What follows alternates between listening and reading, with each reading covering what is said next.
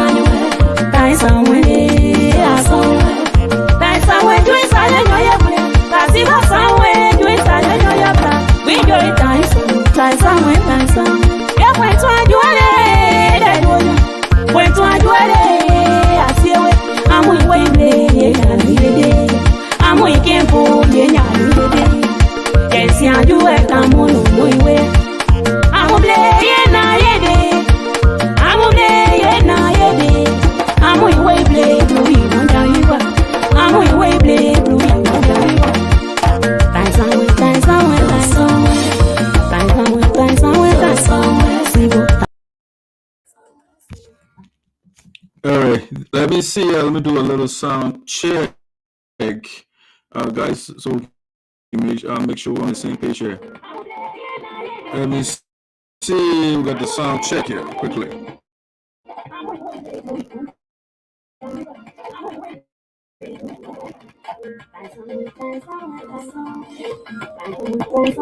We want to do a sound check here before we get the show on the way. Let me see.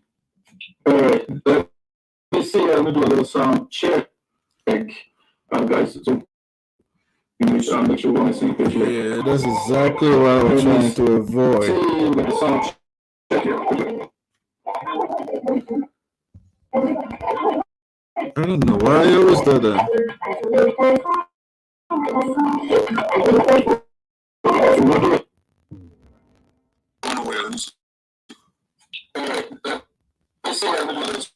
Sound check.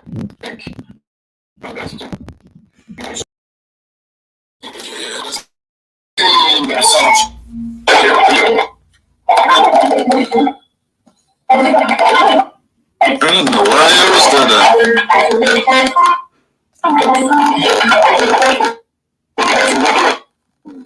1 2 1 2 1 2 sound check. Sound.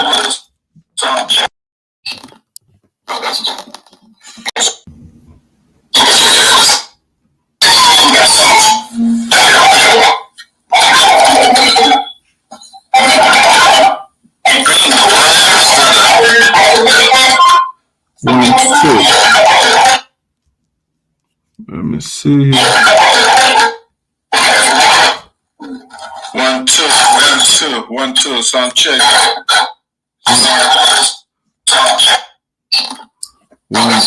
1 2 1 2 check the mic.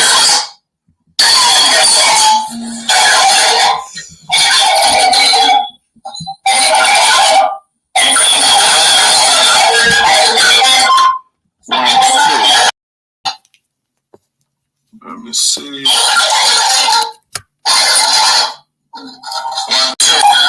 1 2 sound check.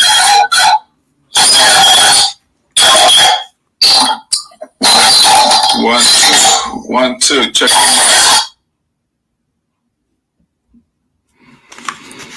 1 2 1 2 1 2 check the mic. If you're out there, if my sound was okay, please give me a thumb up. I got a ground sound still like this. 1 2 check. 1 2 1 2 check the mic. Mic check. 1 2 1 2 1 2 check the mic. If you're out there, if my sound was okay, please give me a thumb up. I got a ground sound still like this. 1 2 check. 1 2 1 2. Mic check. 1 2 1 2 1 2 check the mic. If you're out there, my sound was okay. Yeah. 1 2 1 2 mic check. 1 2 1 2 1 2 check the mic. If you're out there, my sound was okay. Hey guys, Mr. Sua, Mr. William Sua, if you hearing me, sound like good. Yeah, that's what I'm trying to figure out that. Let's see.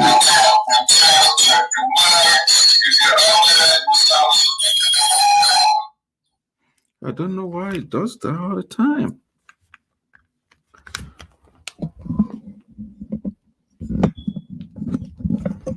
Everything is good. Just always the sound problem.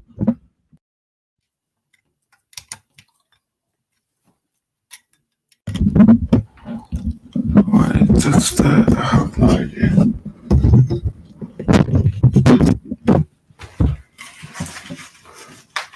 One two, my check the mic. 1 2 1 2 check the mic check. Let me see here, guys. So hopefully the quality will improve here. I hear you, but the music is dull. Check the mic. Okay, I'm hearing you, but the music is dull. 1 2 1 2. Let me see here, guys. So hopefully the quality will improve here. 1 2 1 2. The music is dull. Check the mic. Yeah, I think the sound should be great now. I'm hearing you, but the music is dull. 1 2 1 2. All right, let's see. I think the quality has improved. 1 2 1 2. Yeah, I think the sound should be good now. 1 2 1 2.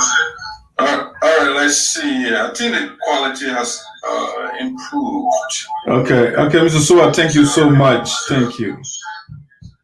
All right, let's see. I don't want to share the video and then we have technical problems, and that's why I kind of stick around a little bit before I share it.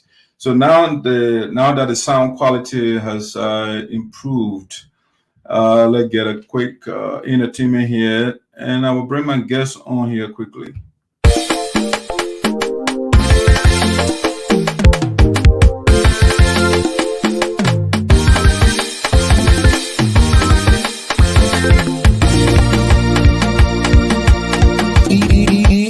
Sandy on the beat.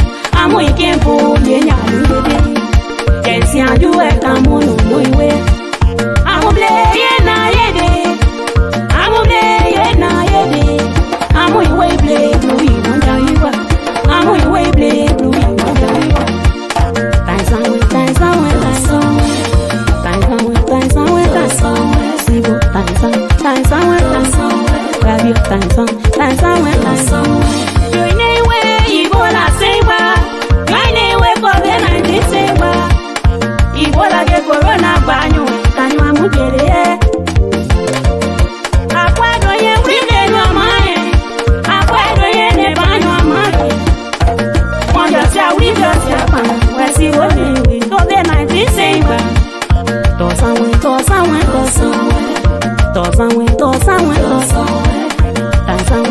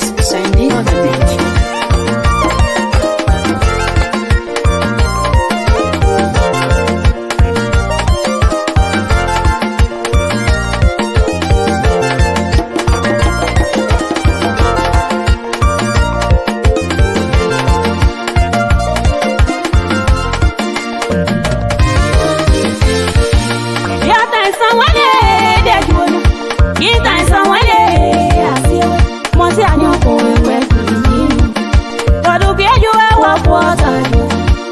Tak mo ando yo ya sani. De yo da mo yo ya no. De yo poye mo yo ya ni. E como no si ade son no. We yo ya mo mo tete. Ne mo isi ade son no. Dono mo fine we aye de. Ola mo fine we aye de ko. Wadu ke jo e wa water. One of you got it to do neck one no no. My neck one no no. To neck one no no.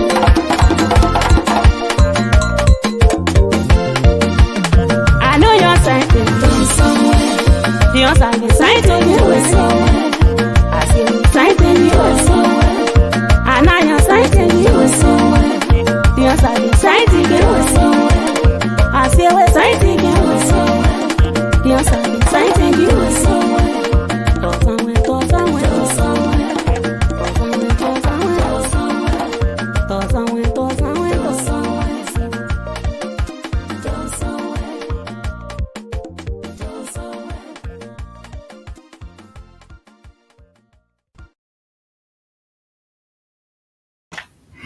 Yes, to somewhere. Crying Sapo is the same thing. To somewhere, the Sapo may say to somewhere, you know. So I'm not here to do interpretation right now, or interpreting stuff. Ladies and gentlemen, welcome. Make sure my sound here. If the sound is good on your side, please give me a thumb up. That's what I need right now to make sure that the sound quality is okay from your end and my end. So I will try this from my end. For whatever reason, you guys take forever to comment. So I'm not here to do interpretation right now, interpreting stuff. Ladies and gentlemen, welcome. Okay, perfect. So my sound is wonderful. All right, so let me take that for my face so you can see my beautiful face. Welcome to the Voice of Sinoe, this evening edition of the show. There's a special coverage tonight. I'll be having a conversation with former Congressional contestant for Electoral District number 3, Sinoe County, Madam Gallay Jegbadai. She also expressed to us in the past that she will again for the second time test the political temperature of Electoral District number 3 in 2023. All right, so it's engaging. Normally, when a woman gets here, you know, it can be a fascinating discussion. So I want you to participate as usual. But let me tell you this: you can follow the show two ways. The first way is what you are doing right now, following us on Facebook. The second way you can follow the show is to do so on YouTube. So you can just go to YouTube, Madison Freeman. You can watch it on your big screen as well. When you log on YouTube, make sure it hit subscribe. So every time I go live, you will get notification from us. All right. And secondly, Telly, as you say, hit the share button so that your friends will be part of the discussion. But I want to say thanks to all of you that follow the show right now. I'm seeing Osiri Gawa is following, Botujawi, Mr. James Panto, that's Alison Bonoa, Kuma, how you doing? Welcome aboard, William Usaa, and I'm seeing others. I'm not seeing all of your names. All right, without further ado, we are running beyond time already, so let me invite my guests so we can start the discussion. All right, ladies and gentlemen, I have the honor, the distinguished honor to invite on screen former Congressional contestant 2017, actually, Madam Gallay Jegbadai, and also former president of the United Southwood Association in the Americas. Here she comes. All right, Madam President, welcome to the Voice of Sinoe once again. Thank you. Okay, your image is kind of a little frozen over there, but the sound quality is good from your end. My sound is good? Yes, I can hear you. I can hear you. All right, all right. How are you today? I'm fine. I mean, the weather is nice here in LA. Everything is fine. Okay, great. All right. But health-wise, everything is okay as well on your side. You guys, the health professionals, have you're the frontliners. So hope all is well over there. Yes, things are getting better, you know. We Okay. hope things will come back normal All right. soon. So I think we'll have an agenda here, and I don't want to keep you on. I mean, you've been staying backstage for a while, and so I just want us to get the ball rolling here. But before we even get started, I just want to give you the floor to, if you have opening remarks, something that you want to say before we get the ball rolling here. Well, of course, my name is Gallay Jegbadai, and before we get this conversation started, especially when we get to the issue about USAA, I am a board member. I will be speaking not as a representative of the board. I am giving my opinion, not the spokesperson for the board. I was away, and of course, some activities, and I was brief on something that was going on with the organization, and I just feel like we need to discuss those things, and I speak, for myself, not as a spokesperson for the board. So, we have one spokesperson who is the chairman, and so I want to put that disclaimer out there. Okay. I don't know it's my side, but for some reason, I think your image is a little bit frozen. It's intermittent. It's not constant. I don't know why. Yeah, but it's okay. Yeah, but somebody listening will be wondering and say, okay, we have to disclose the United States Association activities and stuff like that. I mean, why don't we do it behind the scene? Why come on Facebook? Somebody will be wondering. What do you say to that person? Well, actually, we are from a community where we tend to.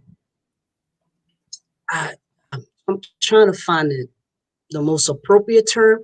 We tend to keep things, we know there's problem. We tend to want to not acknowledge there's a problem, and we will talk about it. The only time we want to talk about it when the problem becomes a problem. We don't want to address certain things in our community because we don't want no one to feel bad. We don't cross a bad person, but we're willing to gossip about it.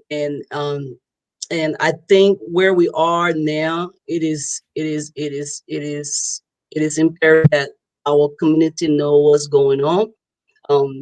It is also imperative that our community start asking questions, calling all the parties involved. Don't wait until things get to it where there's no way for us to discuss issue. So I think once we start talking and we start putting things out there, I'm hoping that people listening and start asking those who value this organ, value this community, and who are looking forward to the best for our community, and also giving us the opportunity to serve our peoples, so we will not discourage people. So if we have problems, let's go ahead and discuss that, because the story has been one-sided. One side just My brother, I hate to interrupt. Hello, I hate to interrupt, but for some reason, I don't know, it's me that having the problem, but I think there's a glitch in your audio. Is there a way that I think I can? I can hear you well. Yeah, there's a glitch in your audio. So what I want to do is, let's see what I can get you off and bring you back on and see what it will improve. Yeah. All right, let's see that. Let's see. All right, guys, who want to fix that audio? I think there's a little. I'm getting a glitch here. I want the crystal clear sound from our end there. So she will be back shortly. But welcome aboard. We're about to speak to the former president of the Support Association in Americas. She just told you she's a member of the board of directors. And she said there are some issues. We have three major things that we'll be talking about tonight. Okay, she's back. Let me bring her back. Hello? Yeah, I'm using a desktop, so I don't know. I can go to Do you several have devices. headphones? Do you have headphones? Maybe the quality will improve if you For have headphones. For the desktop? Okay. Yeah, Oh boy. yeah, they're supposed to have let's do that and see if you can do that. I'll get you off and then get a little entertainment for the people while you say that. I'll just call my daughter to come help me. I said, let me call my daughter to come help me. Okay, but somebody's Anthony Gay saying the audio is okay. All right, if the audio is okay, that's fine, guys. I mean, for the viewers, but for me, I'm getting a little glitch. But the people say the audio is fine. I want at least okay. Anthony Gay said the sound was okay, and Mr. Usaa is saying it seems like she okay now. Okay, so it's not too clear. It seems, you know. So I want to see what I want more people to say something. Okay, please. Let me try to get a headphone. Let me get you in the backstage, and then wait. I will get it going here. Her audio okay now. Okay, but that's Mr. Anthony Gay and Mr. Usaa is saying those two persons. I want to see somebody else's comment. What the person was. Yeah. Computer. I don't even know. Let me bring up backstage here, guys, and we'll get a little audio here. Something else.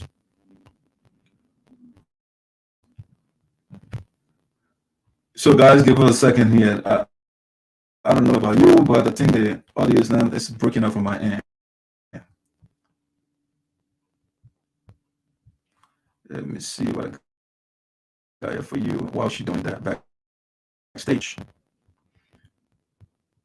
Let's get to the additional music.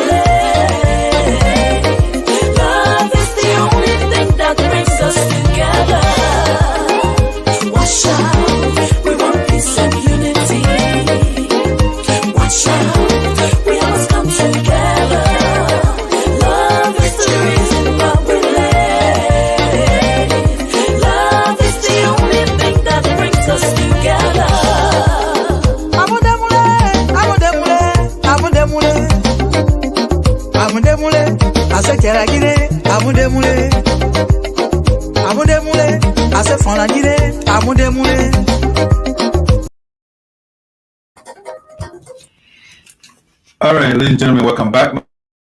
Madam President, let me see here. Let me bring it back on here. Hopefully are you good over there now? Madam Jegbadai, I think she's still having a. Are you there? All right.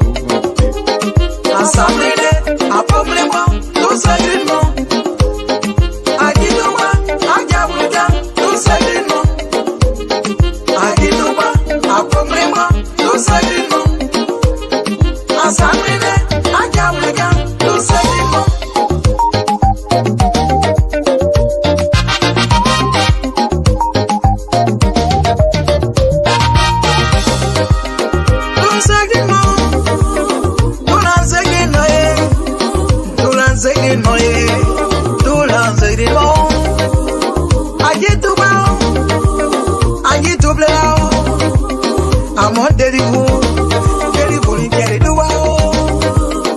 I'm on blue, I'm on blue, I'm on blue, I'm on blue, I'm on blue, I'm on terrible. I said I get it.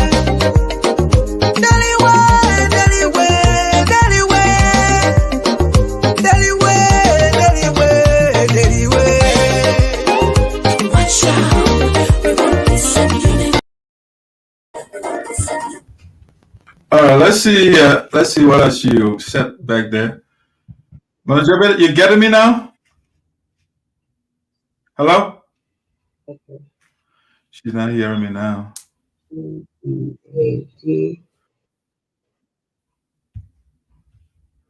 Let's see what I can get off.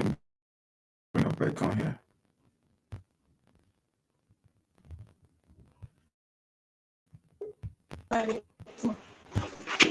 No, the keyboard. The keyboard is on the keyboard. Ooh, take the keyboard in. You're on the keyboard.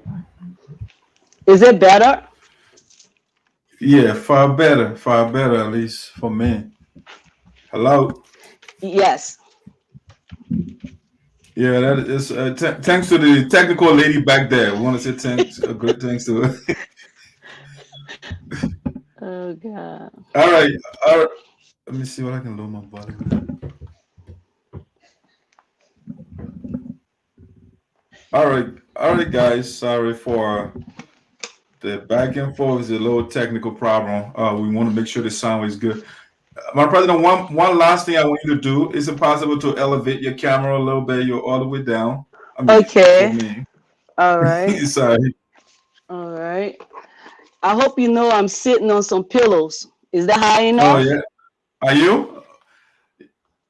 I want to see what I can see when you like there. You get better, but it's fine. It's fine. That's How's good. that? Is that good? Yeah, let's stay with that for now. We get our viewers waiting for a while now. Okay. All right. Like my son. All right, let's get this ball going here. So, Madam President, you did the intro and you spoke of the United Sapota Association, and it looks like you used the word problem. So, I think that's a good subject to start with before we go to the other subject that we have. But in the meantime, let me tell the audience the things that we're going to be talking about tonight so that you can be on the same page with us. Okay. So the three major things that we'll be talking about here. So the first one for sure is this: the current state of affairs of the USAA, which is the United Sapota Association. That's what the president was measuring earlier. Yeah. The next one here, we'll talk about the president visit to Sinoe County, Electoral District number 3. And of course, she wants to also talk about her position on 2023 elections in Liberia. In specifically Electoral District number 3, she has political interest, of course, for sure. All right, so my president, again, I hate to do that, but when I put the bullet point there, it gets too close to your mouth. And so you don't have a taller chair or something that you got a lot of space up there. All right. I was born short, so what you want me to do? Okay, it's fine. I was born. I'm struggling just to be 5 feet right now. Okay, it's good. I know it's chair. It's not your height. It's the whatever equipment you're sitting on. Okay, we can stick with that. Is that okay? Yeah, we can leave it as is for now. Okay. All right. So I want you to give me a picture, Madam President. You talk about the current state of affairs of the United Sapota Association. What is the state of our union right now? What's going on? Actually, we are. It's almost like you have a problem that is developing itself, and it's like it's growing.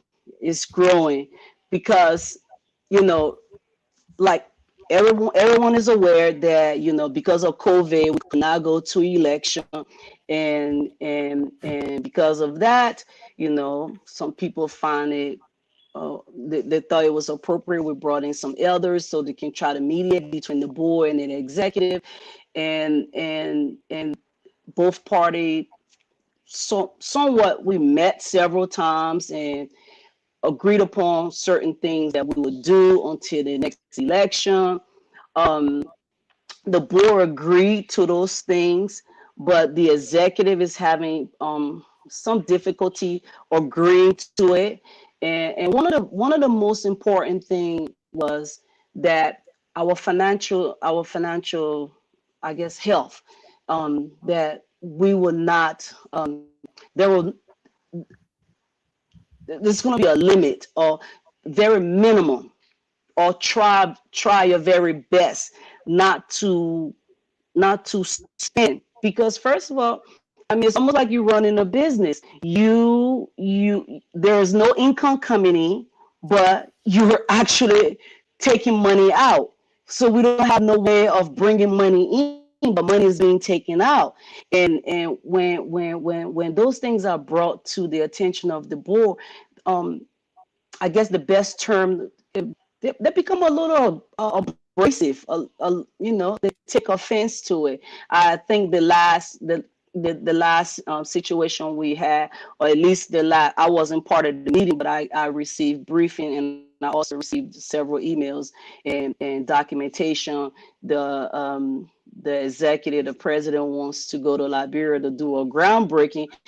Mind you, my president, I hate to do this before you go. I want us to get a little clarity on some of these things you said. Maybe I missed it, but by problem you mean the executive abrasiveness? That's the problem you're talking about? If yeah, so, I mean, being abrasive, to be abrasive is someone tell you, look, we all agree that we're not going to spend money, and you take offense to it, and your communication comes back to the executive in a way like the last voucher that went out. This is for paper trail. We don't need that. We don't need those extra languages. We'll get to that communication, because I got it, and I want to go into the details of that as well. Yeah, but you said certain things were agreed upon. What are those things you are talking about? There were certain things. First of all, agreement was first verbal. There was some verbal agreement that that we all will agree to work together. That was one thing. There's a verbal agreement that the executive would start working on a election commission. That was another. I think the most important part was no money should be spent. That was the other. Now those are all verbal agreement. Now the written part, the executive, they haven't agreed to that. So to agree to a written documentation, you must sign it. You must agree to it. Verbally, we talked. It sounds good verbally, but let's put it put it in writing, and we haven't got that far yet. We haven't gotten that far. Why not? I can only speak for the board, or at least I can speak for some members of the board, including myself. The board agreed. The executive, giving you a hesitancy. I mean, that's no, I'm not hesitant. I have to be very. First of all, I don't want to misquote anyone, and I have to be very careful how I respond to it, because I wouldn't want to be that person on Saturday morning or Saturday evening to just spew lies out there. No, I don't want to be that person. I want the audience to be able to call, ask people, is this what Kade says is true? Yes, I want. So I'm not hesitant. I'm trying to, get my thoughts together, and I'm Yeah, trying to make sure. you are selecting your words carefully, and so I don't know whether you're afraid of Obama somebody. select his words. As Obama select his words You very are not carefully. Obama. You are not Obama. But yeah, it's something. Yeah, it's something you said when you were talking about financial health of the organization, and you said, I think the executive can spend, but it should be very minimal. So my question is, what constitutes very No, minimal? What are we talking about? actually, let me clarify that. The agreement was there will be no spending until the next election. That was the actual agreement. That was the actual verbal agreement. There will be absolutely no spending until the next election. That was the agreement. As I speak to you, since August of 2020, we have not received a financial report. That's the very first thing. We have those are those things that is causing some problem. You cannot send a request for 15,000 plus somewhere, and then at the final part, then I guess the final part 7,000, and you cannot ask for those things. You can't say I want this, but there's no financial report so the organization can know where they are. So those are the kind of things I'm talking about. You know, that's where problems can start from, because it was agreed upon that verbally we all agree, you know what, okay, Yeah, we'll work together. You kept using the word verbal. Is there a reason why you guys did not put it in writing? I mean, how do you hold the executive? It is in writing. It is in writing, but it's not being signed. It is in writing. Yeah, it is in writing. So you had a verbal agreement, and then later you put it in writing, and then the executive refused to sign it? I wouldn't want to say they refused to sign it, because if for me to say they refused to sign it, then I would know what's in their mind. It hasn't been signed. It hasn't been agreed upon. So if it has not been signed, that means it's a refusal, right? Maybe it could just be it might be a little over. They might overlook it. I don't want to think for someone. What's the time? How long has it been since you submitted a document to the executive for the signature? Oh man, let me see. August, September, October, November. Okay, August would have ended the term of the president. August would have ended the term of the president. So let's say from August, August would have ended the term of the president. So we start talking prior to the term of the president coming to an end. So from July, maybe August, around that. Yeah, I think that's about right. So, but given the direction, I mean, you don't think that amounts to a refusal? You don't think so? It's not tantamount to refusal? Well, you know, one of the things we have to also be appreciative of everyone that's working for the organization. Everyone is working on a volunteer basis, and we all have different schedule, and we all have different, you know, situations. My brother, I hate to do this, but I think it seems that you are giving an alibi for why the people did not sign the document. No, I'm not. Absolutely not. Absolutely not. What I'm trying to say that, you know, we all have different things that are going on in our lives, and it is a volunteer organization. I want to give them the benefit of doubt. Trust me, I honestly want to give them the benefit. But what I'm saying, it has been ample time for us to go ahead and sign this document, to agree to these things that we verbally agreed to with the elders. You know, we had ample time. That is true. But I cannot tell you that, oh, the president just sitting there and he just didn't want to sign it. I can't really tell you that. What I can tell you is what we agreed on verbally hasn't been put on paper, or it hasn't been agreed upon with ink. It has not. Okay, but you measured the elders. How did the elders come in? That was an invitation. That was an invitation from both the board and the executive. For what? Well, when the president term was was coming to an end, and he knew his term was coming to an end. And there was of course, according to our constitution, the board will take care of the affairs of the organization until elections are held. And when his term was coming to an end, it looks like there was some people who are not very happy, including the president, because I remember one time at one teleconference, he said, "I still remain president" when his term was over. So because the board, there's a lot of experience on the board and a lot of mature people on the board. So there was no need for us to have a fight. There was no need for us to have a fight. There was no need to have a power struggle. And with the level of maturity on the board, they work with the president to say, okay, you know what, we'll bring a third party to mediate this whole thing. And this is how they came in. Okay, to be clear, so the president term was over, right? Yes. Okay, yes. And per the Constitution, though, do you need? What did the Constitution, or what does the Constitution say when the president term expires? What do you guys do? Do you set up an interim team, or what's the? Whenever there's an absence of the president, the board will handle the affairs of the organization. I'm just paraphrasing. It's not the exact words. Okay, the board will handle the affairs of the organization. When the president saw that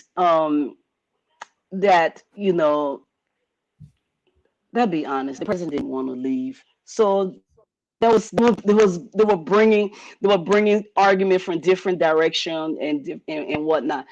Because of the maturity on the board, they agreed to bring a third party in to try to mediate, and through the mediation, these were some of the verbal agreement that came in, and then it went into writing.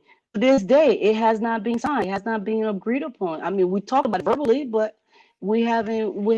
Nothing has happened, and we're in what, February?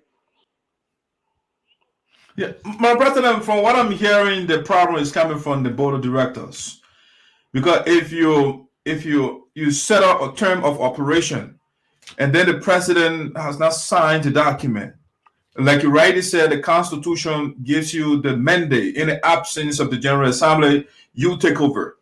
Okay, but now you went into some arrangement with the elders. Per the Constitution, if you look at the structure of the Constitution, the elders are not mentioned anywhere.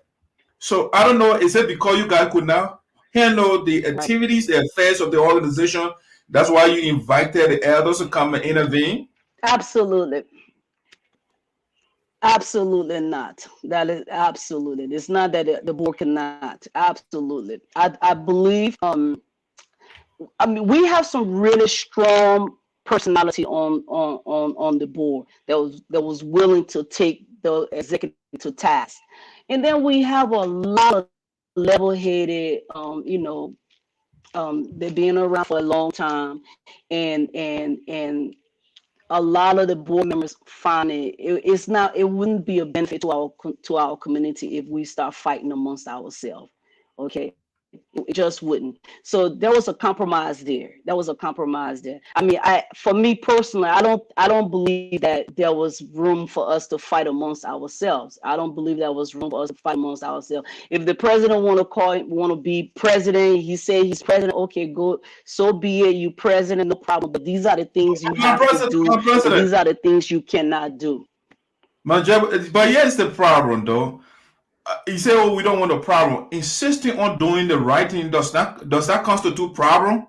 You have a document. It's not so much of that. You have to. You know what? It's sometimes when you're outside and you trying to look in, it looks simple. It looks very, very simple, but it's not a simple task. Because remember, on the board, everyone has their own vote. Okay, I have my vote, and the other members have their own vote. And there are people on the board who are strong supporter of the president. They remember that. So you know, those are some of the things that we have to deal with. So you can't really say because you know this is how things are or this is the documentation and whatnot. I feel that you know if the board can come, look, we can still work this out. We can still try to maintain our organization until our next election. And you, it's like me and you going into a deal, and I take your words for face value, and then when time comes, you show me different, you show me a different view, and this is what we're facing right now. So to a certain extent, if you want to say the board has to take some of the blame, that's fair. That's a fair statement. I agree. That's a fair statement because the board has bent over backwards to try to work with the executive. They have. So you know. So I mean, that's a fair statement if you say that. I agree with you. All right, but okay, just to be just to pick off of what you just said, you said there is a power struggle. Is there a power struggle in your organization?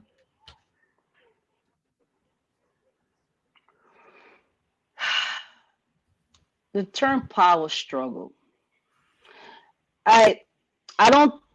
If it's a power struggle, that power struggle has to be with the executive because the executive is trying so hard to hold on So to power. the answer to the question is yes, The board is not even trying to hold on to power. I'm sorry, sir. I say the answer to the question is yes. It's a power struggle within the United States Association. I guess it's a power struggle within the States Association. That's my brother. I spoke a hesitancy. You are using word like guess. I mean, you are not definitive though. So what you say? Because no, I'm because if it's a power struggle, it has to be between two people. Because if you show me something that there's two things. Only one person cannot struggle. Okay, so to struggle, that means you there's two objects that are struggling. The board, I don't see the board. I'm on the board, so I'm going to defend the board, or I want to be board member next election. There's so many members on the board that do not want to be board member next election. Look at the executives out. Almost all of them want to maintain to be to go back in office. Okay, so there's no power struggle with the board. The power struggle is with the executive. The president is desperately trying to hold on to power. You know, he's desperate. I mean, one of the agreement was, okay, if we do this, you need to start working on the election commission. He haven't done that. He has power to pick whosoever he wants to pick as election commission, but he has not done it. He hasn't done it. He hasn't done it because it doesn't matter who he picks. We're gonna vote him out. Yeah, but you guys are not in control of the organization. But you say you're going to vote the man out. How are you going to do that when you are not in charge? Because you are the one supposed to be in charge per the Constitution. But it looks like you are not doing your job. Being in charge does not mean that I have to show power. That being in charge does not mean I have to show my muscle. No, we are most definitely in charge. Now, we can't twist nobody's arms. You will do what you want to do. I cannot force you anything like that. So the board is definitely in charge. The board is there for checks and balance with the executive. Because if we did not provide the checks and balance, you wouldn't hear half the noise that's going on. You wouldn't hear every Saturday that the board chairman, his name cannot rest. You wouldn't hear that. Because we are definitely in charge. Our chairman is ensure that there are checks and balance. So we are definitely in charge. So, but Mr. Evangelist James Carter is asking, what do you call verbal agreement when everything is spelled out in a written form by the elders' council?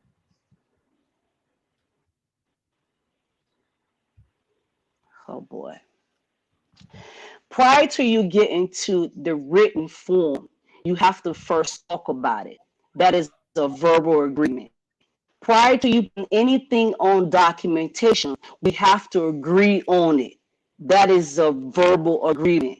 prior to the elders putting anything on paper, they have to know what they're going to put on paper. So you have to talk about it. So you have to agree upon it. So that is a verbal agreement. Okay, all right, but you're not referencing the written document or lie. You kept saying verbal, and it has already progressed to the level of written document already.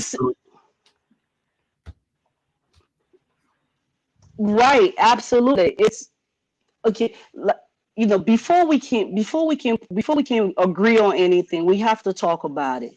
So as far as I'm concerned, we're still on the verbal part. You and I agree we'll do certain things. Okay. So if you don't sign those documents, I mean, we're still on the verbal part.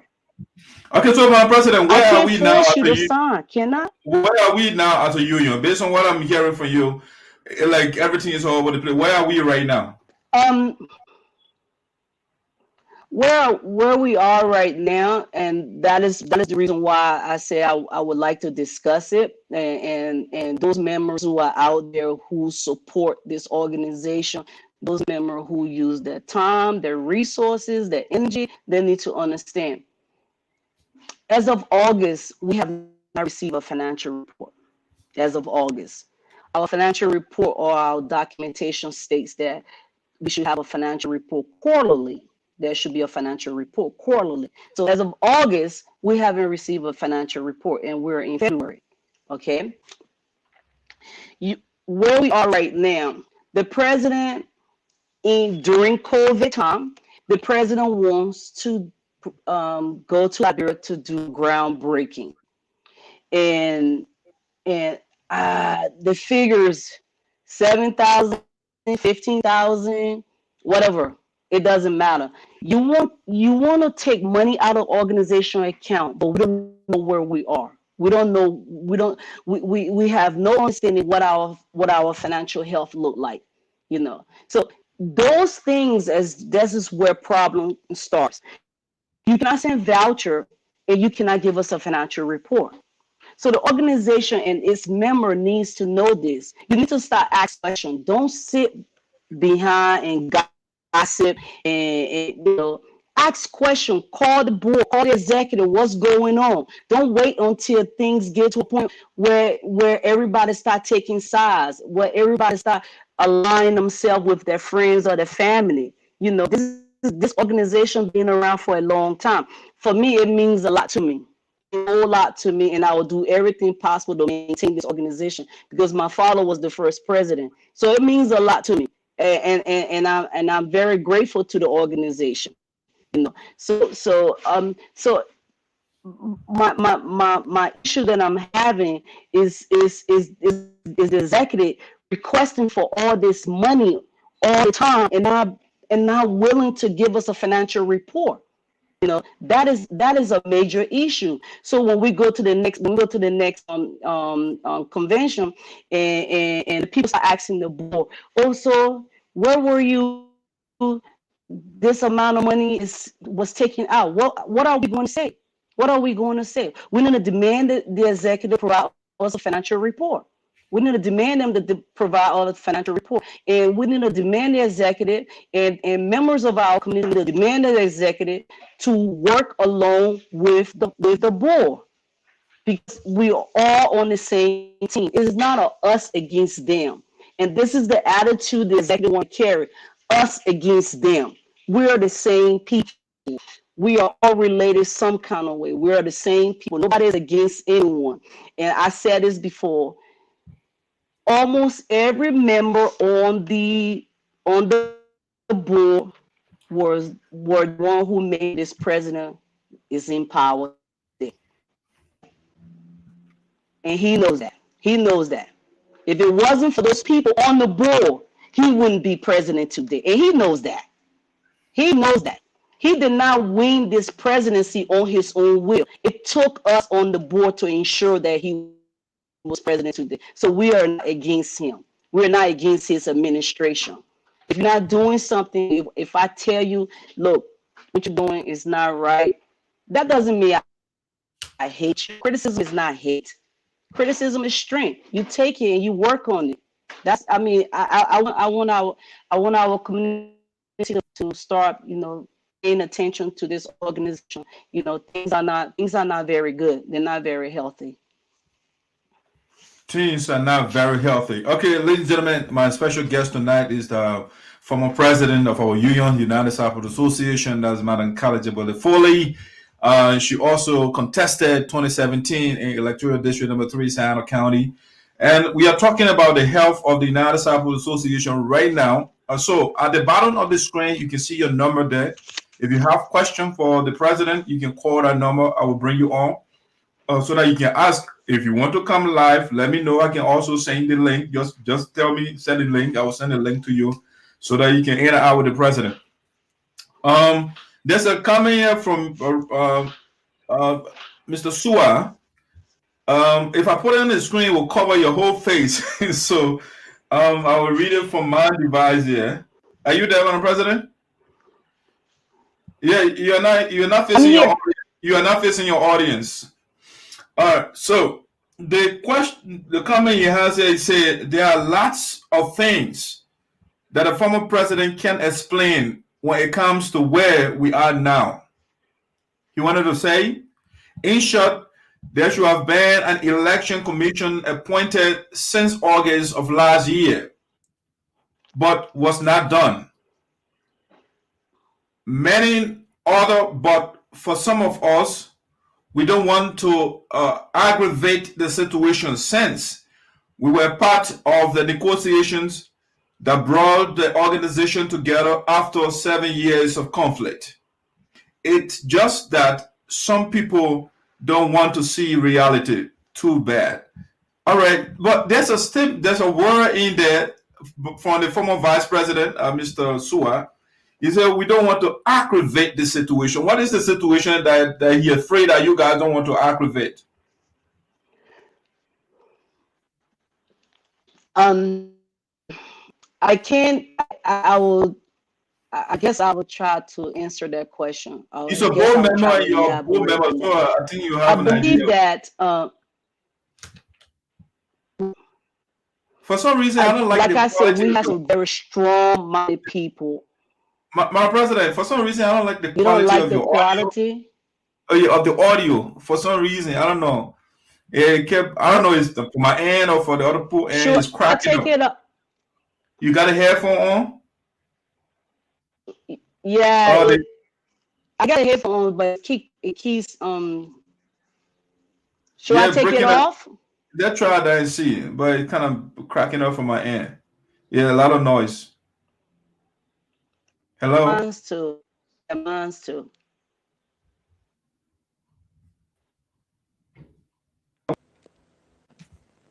Can you hear me? Yeah, I'm hearing. Hello? Start one more time. Like y'all Obama internet over there, It's still cracking. It's still having that big. Hello? I can't hear you. You can hear me now. Okay. So let's bring you back on.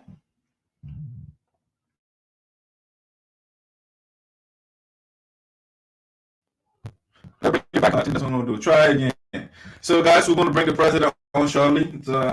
Let you come back shortly. So, those that to join, we're talking, welcome on board. Welcome on board to the Voice of Sinoe. We have a lot of important issues here to discuss. I mean, Igbo members, we don't see them around easily. And so, when they come here, I'm going to ask you tough questions. I mean, the viewers, you can follow if you want, but I think you got to engage you guys. I mean, especially the members who are talking about our organization. People don't say a lot of words, and then they go in the comments. So when people come public, just make use of the opportunity and ask the tough questions. All right, let's see. Yeah, while we are going back, while she's coming, I'll give you a quick commercial. I'll be right back.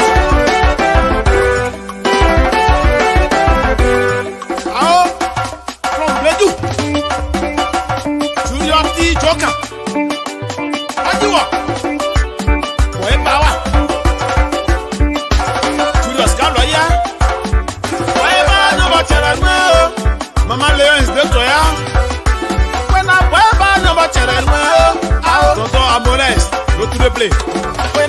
ba nyoba chere nwele o. Chido jo kanja nyoba chere nwele o.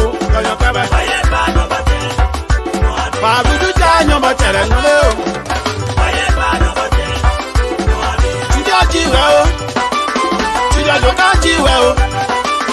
Chido jo kanja nyoba chere nwele o. Chido jiwe. O ni no nuju. Onya to di ya kana moso o. Ayemu. Ajanju jiwo. Apo e ba ma ba chere nwele o. Alila joka o mama I say o.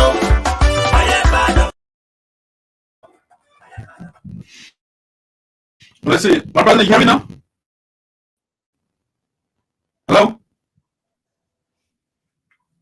Still no sound from your end.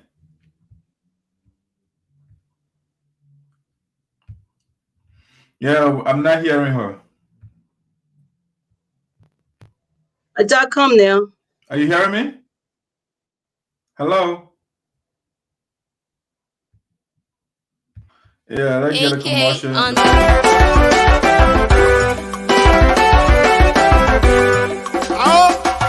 From Bedu to your tea joker. Ajiwa. Boy power. To your scandal, yeah. Boy, no bachelor, no. Mama Leo is the toya. When I boy, no bachelor, no. Don't go amores. Go to the play. When I boy, no bachelor, no. Chido jo kanja nyoba chere nwele o. Kanyo kebe. Ba dudu ja nyoba chere nwele o. Chido jiwe o. Chido jo kanjiwe o. Chido jo kanja nyoba chere nwele o. Chido jiwe. O ni no nuju. Onya to di ya kana moso o. Ayemu. Ajanju jiwo. Apo e ba ma ba chere nwele o. Alila joka o mama I say o. Onya ko we judo joka no. Aya nyonu we. Judo joka na just as for Usaa ade. Ajo o ade. Akona po e ba nyoba chere nwele o. Mo ade. Ibe duo. Je ibe pe. Dige nyabe.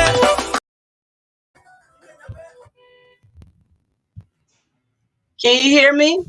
Are you there? You hear? Yes. Yeah, I'm hearing Can you hear me? Are you? Okay, I'm using my Yeah, I'm desktop hearing. because I don't like things.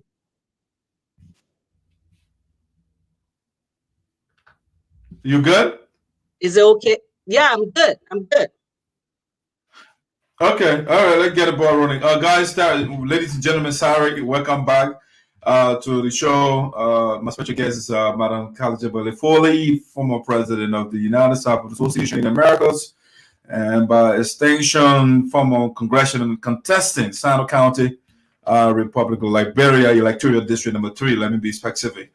All right, so Madam President, I want us to have three major things. We'll be on the United States Association a little bit, but I just want to. There's a communication here that I received, and I want us to look at the content of that communication, because the board member, Mr.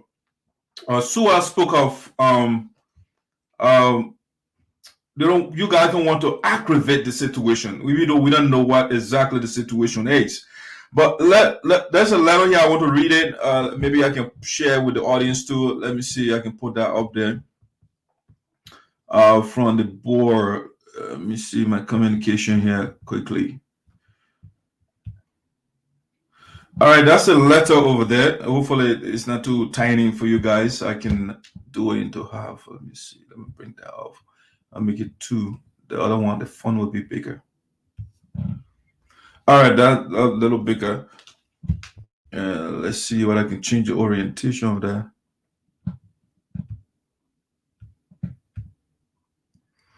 All right, let me see. So the letter here was sent by the board of directors, which you are part of. So it says here it was dated February the 10th of 2021.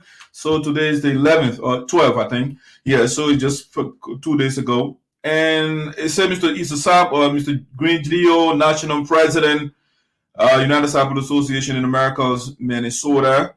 And it said, Dear Mr. Gio, and I bring greetings on behalf of members of the Board of Directors of the United Cycle Association and wish to inform you that on February 6, 2021, the Board of Directors of the USAA met via teleconference and discussed the voucher you sent to the Board of Directors through Mr.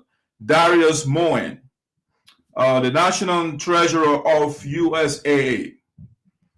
It goes on to say that, according to Mr. Moen, the voucher is intended for paper trail purposes to the Board of Directors, and that the Executive Committee is in the process of disbursing the sum of $2,500. Okay, so Honorable Dorothy Shadimer, a member of the Board of Directors who is currently ill and requires medical treatment. It goes on to say, thank you, Mr. President, for your farsightedness of bringing this urgent matter, providing financial assistance to a member of the USAA who is currently facing difficult health crisis, to the attention of the Board of Directors. We highly appreciate your visionary proposal.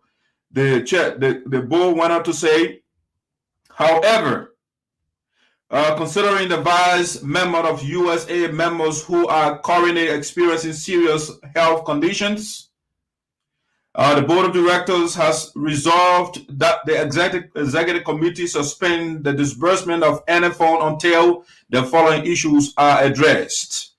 Number one, that the Executive Committee should develop an official policy to address the issue of benefits for sick members of USA within the United States. Number two, that a complete listing of all members of USA who are sick and need help be developed to avoid discrimination and encourage equal and sustainable benefit distribution. And number three, the board went on to say, which is the final point here, that the Executive Committee contact the various chapter presidents to help in the process of developing the list of all sick members and contribute ideas regarding how to address the health crisis. The final paragraph in this communication says, Mr. President, please note that you are making a serious error by claiming that you possess the power to use the SAPO people's money without approval of the Board of Directors. Please be reminded that the Board of Directors is the only entity which reserves the power to approve the disbursement of funds within the USA. Therefore, on behalf of the members of the Board of Directors, I'm hereby appealing to you to honor this communication and delay the release of funds to any member of USA until the above mentioned actions are taken. And I say Usaa, chairman of the Board of Directors, it was signed right there. So, Madam President, I put this communication in context for us. On the surface, the president proposal seems to be benevolent. You know, our member is not well, and so he wants us to do something about it. But you guys are saying what he's doing is unconstitutional. I mean, put that communication in context for us, please. When we met to our member who is not well, you know, it was a lot of information I wasn't aware of until the meeting. That there was an agreement that the last meeting they agreed to, I think, $2,500 for that member, and it was agreed on. Yes, they voted on it, but that information has to go back to the board for the board to discuss, and then agree to say if that's going to be so.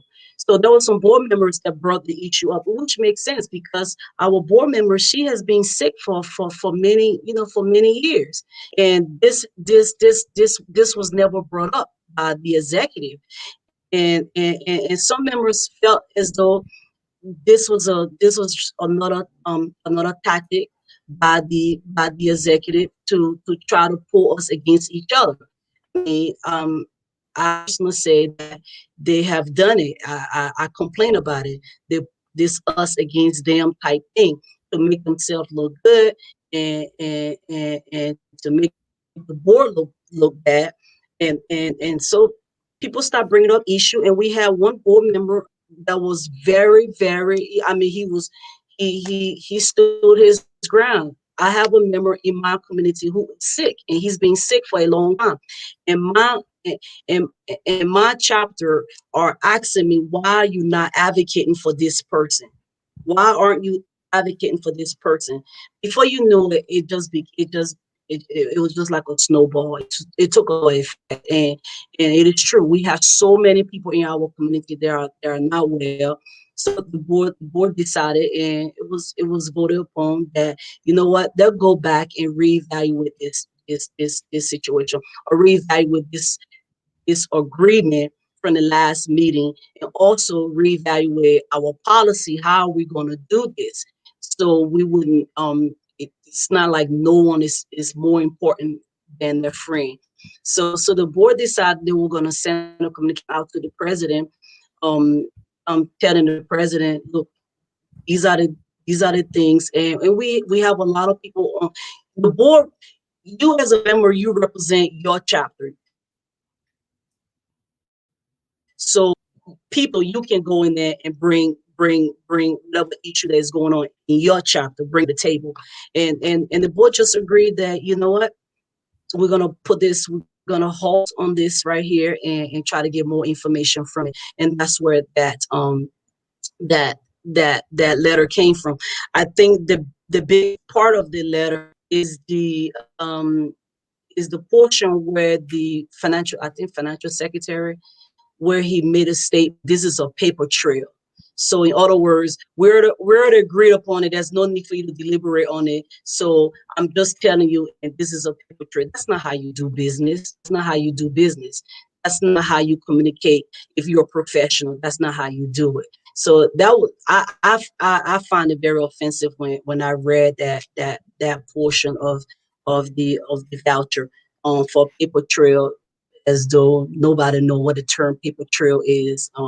Someone that's, trying to educate people who have vast knowledge and experience above that person who wrote that, to send such communication to the board chair like that. That was very disrespectful.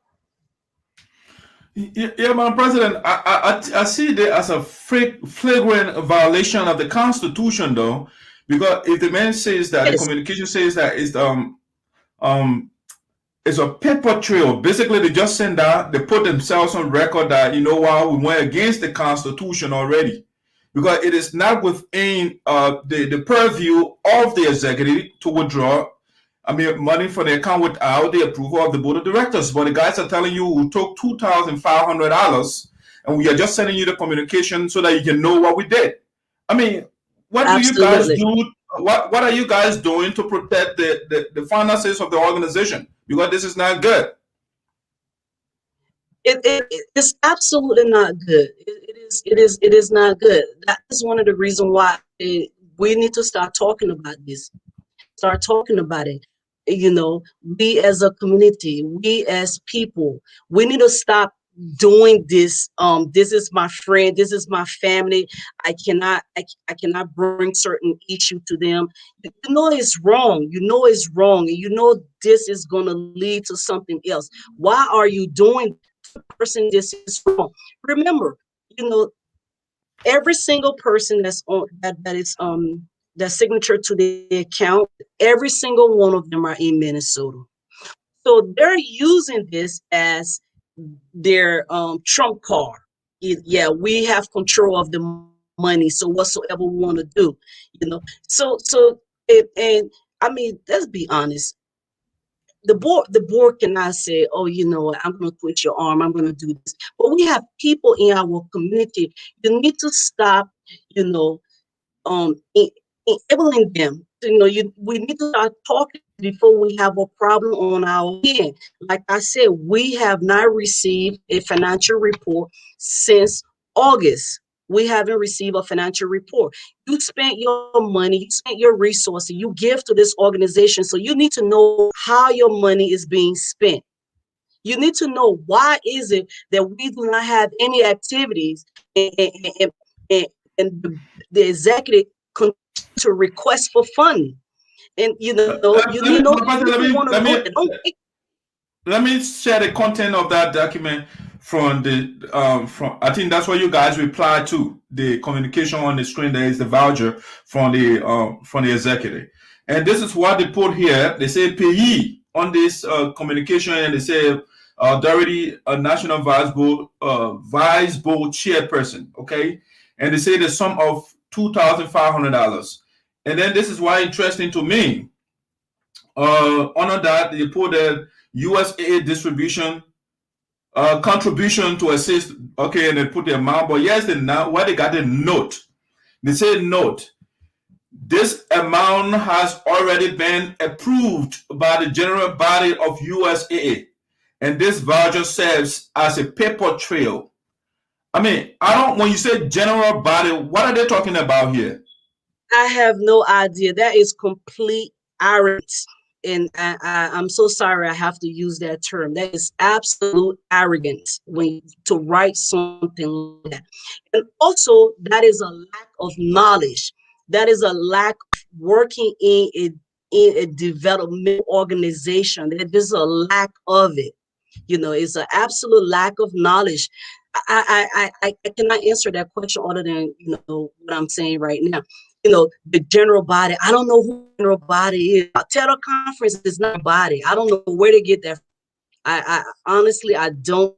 And that is why, for those who are listening, for those members who will watch this video later, call the board chair, call the president, ask questions. Don't wait until we have convention for you to come with your say. Let's try to resolve this before it becomes a problem. Okay, members out there, I'm gonna say this again. Since August, we have not received a financial report. Today, I hate to exaggerate, but every single day the president is requesting for funding. Okay, how can you take money when you do not have an income? You spend it, but there's income. You have a debit card, you swapping it, but you're not checking your account. And that's what the organization is on right now. So what can the board do? We can only talk it. We can only let our members know. That's what we can do. We can let our members know. I mean, it may get to a point. It will get to a point once the chapter on presidents, the chapter head where, and if they want to take the legal side of it, then if they agree, because we're on the board, we represent the chapter, so they have to agree. If they agree, then legality will come into place. But right now, this is the term I will use. They're being very reckless. It's sad, Madam President. I don't know why the guys just deliberately decided to just go against the Constitution, or they don't know the document. I don't understand it, because the Constitution I don't think they know the document. Let me share this with the audience, Madam President. Let me share this with the audience. The Constitution is unambiguously clear when it comes to distribution of powers in the organization. So if you look at Article 10, let's say 12 of the Constitution, the revised Constitution, Article that's 12. It says General Assembly. Under that, it says here, I could put it on there, but it will cover the two of us. But let me, it's necessary to put it on the people here or still. But I think I want to share that with the audience. Okay, this is the article of the United States Association, Article 12 of the Constitution, the General Assembly. It says here, all powers and authority of the association shall be vested in the General Assembly membership sitting in convention. The language cannot be any clearer than that. When did we have convention to approve 2,500? Madam President, are you there? I'm here. I don't know. It's a member sitting in convention. Have we had any convention since 2019? I think it's 19 North Dakota. No, we haven't had any convention, and there was no $2,500 approved at that convention. So, what are the guys? What are they getting that information from our president? You guys got to do something about it. The only thing I can say, the president have people around him. And I don't want to accuse the president, but I will say this because it's the facts. The president has people around him. And I remember one conversation, one meeting, I don't know, is it one of his advisors or whatnot? Well, you know what? This is our organization. We can change the rules. You know, they have that kind of mentality that we can just change things. This is our organization. We don't want to make the rules, so we can change it. So they have this mentality. That make it work for us. You know, we're not gonna follow no document. So whenever it's gonna give us a hard time, we just change it in the midway. So the president have people around him that gives those kind of advice. And honestly speaking, I don't think they read that document. I don't even think they understand or comprehend the document. I really don't. So that is it's unfortunate, but this is what we are. And the document is clear. So if you look at even the next article here, let me share this one with the audience as well. Because I don't want to. Mr. Madison, go ahead. Excuse me 1 minute. The document. There's one thing to say. The document is clear. The document is clear. The document, can the person comprehend the document? This is the difference in the two. The document This is not thermodynamics. We are not doing physics here. It's basic English. So the guys, the Constitution. If you even look at the next article, no, but Madam President, this one is clear. When you say Section 1.9 of the Constitution, where they talk about disbursement of funding, under that section it says, all funding more than $500 shall require the approval of the Board of Directors of the United Cyprus Association in Americas. I mean, do we have to break that down? You took $2,500. It's more than $500. So where are they getting that authority from? Like I said earlier, if I'm not mistaken, I think this particular person was on your show maybe a couple of years ago, maybe a year or two ago. He made a statement, remembering. We made the organization. I mean, it's our document. We can change it. You know, we can change it. So when you have that kind of mindset that you're not willing to follow a document that is going to guide you, and you feel like you can change it whenever you want to change it to fit the situation during that time, then you have a problem. So I can't really answer the question other than I don't think they understand the document that is guiding us through this organization. Because if they understood the document that is guiding us through this organization, we would not be having this conversation. And there's the next article, the one I just read. I think this is the one those guys used as to carry on a fishing expedition. I'm sorry, my language is a little strong, but that's why it is. Because this is the article I've been hearing. So the executive can take $500 without the board consent and what have you. So let's read that article, and then we'll read the next article, because you have to read this document in context. You can't just take one article and run with it. And that's what they do. And so it says here, all funding that is $500 or less shall be approved by the national president, or at the local chapter level, the local president shall approve of the amount. Okay? And this is the article that I've been hearing, and people say, oh, the president can take $500. Okay, but even though the clause is a little problematic, but let's go to the next one. The next one says here, Madam President, that's section 1.3. We just read 1.2. It says here, all funding requests shall be supported by a budget that must be discussed. You see, so you can take the $500, but it has to be supported by a document, and it has to be discussed with the board of Absolutely. directors. Absolutely. Yeah, it got to be discussed. We But have the guys an don't issue do with that. that. Yeah, I wanna talk on that. We had an issue with that. They only stop to that part. Oh, we can take 500 or less, and it does not require board approval. But they fail to understand with that 500, what did you do with it? Because we have to put those documents together to show our members this $500 went towards XYZ. They don't go that far. They just stop to the part where it said that you can take $500 without board approval. So it comes down to, do they understand or can they comprehend that particular document that is guiding us as an organization? That's what it boils down to. You know, we have a serious problem, Madam President, and you guys are the leaders. You got to do something, because the organization is not just here for us to argue amongst ourselves. It's here for us to. It's here for us to, brainstorm ideas, generate funds, and do something for the people. You were in Liberia. I think I came before you. You know the plight of the people back home. You understand. You saw it for yourself. And those guys, they went there as well. President Gio and his team, they went on the ground. They saw what the people are going through.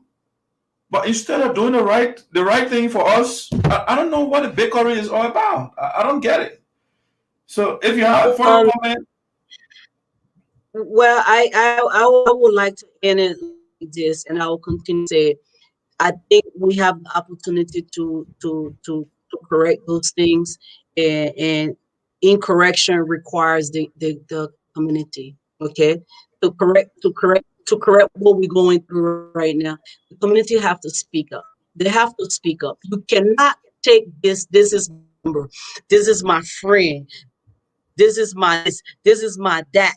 You cannot do that. You cannot do that if this organization means something to you, regardless of who your friend, regardless who they are.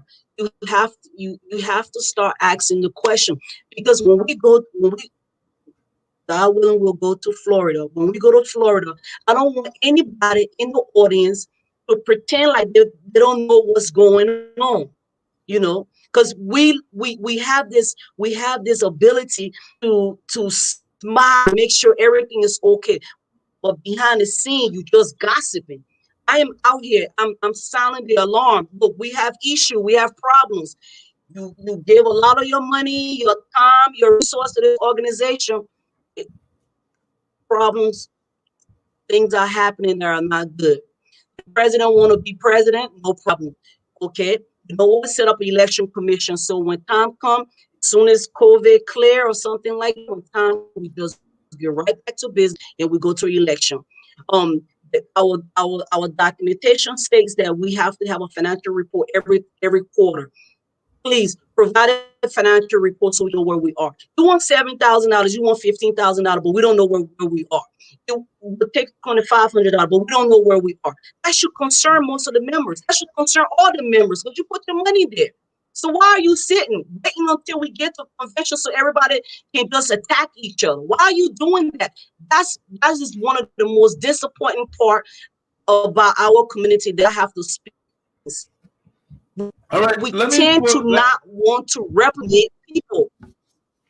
Let me put this out here. I know it will cover us, but I think it's important so we can see the source of the problem. There's a comment from Mr. Evangelist James Carter, the man who is the prayer warrior for us. This is what he wrote. I mean, you are seeing it for yourself. The argument to disburse 2,500 was reached through a vote by the people. So if the financial team is sending you some information as part of the board's record, then why the board should have problems with that? In this case, who is involving in a power struggle, or who is involving in a power struggle? Definitely the board. All right, so the man is saying the people. Who are the people he's talking about? Where the people met? That is some of the problems that I'm talking about right there. When you're silent, friends, or you're siding with your family members. That comment or that question that he's asking, you know, it's hard to answer, because in order for me to answer it, he has to comprehend what I'm trying to say. He has to be able to comprehend our documentation. Even though they agreed upon it, they still have to come back to the board, and the board still have to say, okay, Mr. Chairman, go ahead and sign that voucher so the money can be dispersed. Okay, so it's fortunate that Mr. Collar, you know, for him to say that. It's very unfortunate for him and that's some of the problem in our community. When you sit and you pretend, knowing that we have issue. Can Mr. Carter tell me why is it the executive cannot provide a financial report and we taking $2,500 out? Can he tell me why is it the executive is requesting $7,000 or $15,000 and we don't have a financial report? Can he tell me that? He's I will consider him as an elder. I know he's older than me. I hope he's older than me. If he's not, then that's bad. But anyway, I know he is. He should be there to guide us. And if he's a man of God and he speak the word of God, he should be able to put us together where we will not have any kind of confusion. Call the board chair, call the board member. Let me discuss you. That's his job. That is his job, since he's the prayer warrior. That is his job. You should not come on this platform and say something. That's the problem we have in our community right now. Stop taking side with your friends and family. If I do wrong, reprimand me. Tell me. Okay? If the president's doing wrong, tell him. Not Mr. Color asks, why is it since August we do not have a financial report? Is that correct? Can he answer that right now? Is that correct? Yeah, Mr. Carter knows very well what he's saying is unconstitutional. The Constitution is clear. I just read the article. People sitting in convention, not teleconference. There is nothing mentioned in our Constitution that has to do with teleconference. So I don't know where the guys get. It's sad that we write documents. We don't go back then. We sit here as well. Criticize the back home, and then we are here. We're not doing anything right. You know. So I'm going to get to the next thing here. I think you have 3 major points here. And the Sample Association, you guys are the leaders. Hopefully, if you do something, you'll find a remedy to that situation. Because our money, we don't know. Because the guys are telling you, the article that I just read that gives the executive, they say they get the power to take $500. So every time they go take $500. And that clause, I mean, the guys can play on it and do whatever they want to do, which is wrong. I mean, but hey, it is what it is. If you have further comment, make that comment. Let's go to the next thing, please. Yeah. Before we go, the board agreed since we're in a media war. I hate to use the term war, but we in the media discussion, and the board has some members who are very meek in their approaching. They're very conservative in their approaching things, and the board has some people who are very, hard, very, very hard. So we're going to start putting out communication. We're going to start letting our committee know this is what's going on. The board will send this same communication to all the chapter president. So when convention comes around, your members will not say, well, I didn't know. Ain't nothing to me. So every time we have a teleconference in reference to this organization, nobody's going to come on Saturday to tell their side of this story. Communication will go out. It will be fair. It will be to the point. So that's one of the things the board had decided to do. And I really appreciate it. I really do. Okay. All right. Hopefully, we'll get a better solution for now for that approach. Let's see what goes. We'll try. Happens. I mean, we'll try. All I can do is tell you it's your money. I will just say it's my money too. So I'm talking about it. So we'll try. What I can say for sure, Madam President, if you guys don't safeguard our money, some of you will make sure and campaign vigorously for you guys to be ejected from the board. I mean, you don't know your job. And that's why the guy My is brother, I overriding don't you think guys. you need a campaign. You know what? You're right. Right. Because if someone is not doing that job right, you have every right but to campaign against some of the board members. That's a waste of time. 'Cause most of them we don't even want to be on the board. Because I think we serve our community, and I think it's time to bring a board office and whatnot. You know, but either way, you're absolutely right. You're absolutely right. You're absolutely right. So, but then it underscores why things are not being done right because a lot of you don't want to be on the ball, and that's why you are playing this nonchalant. No, it's not that. No, we're not. No, we're not.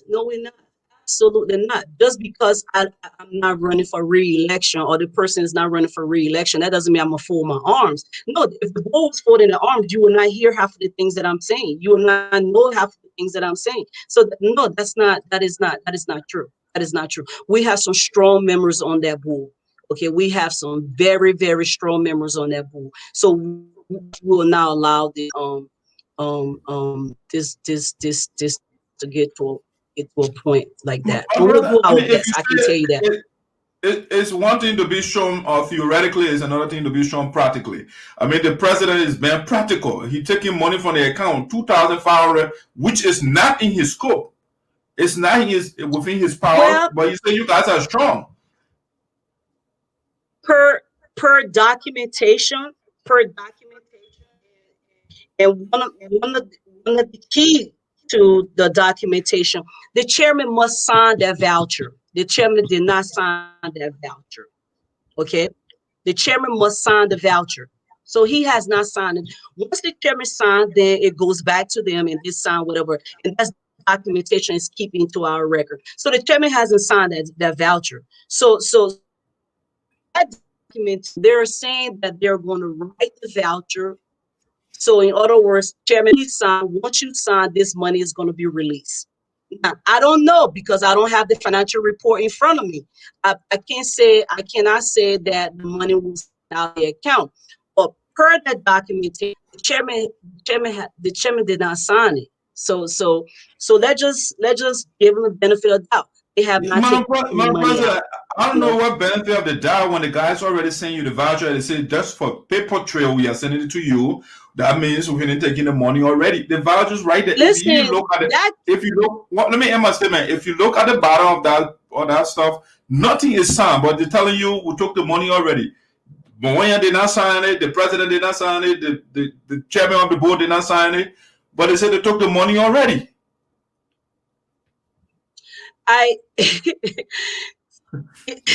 The term for paper trail, I want to think that the financial secretary thought that this is a defense of them. I don't really believe so because I don't really believe that they have taken money. I really don't, because the chairman haven't signed it. So I don't think they have taken the money. I don't know. We will know. I demand a financial report.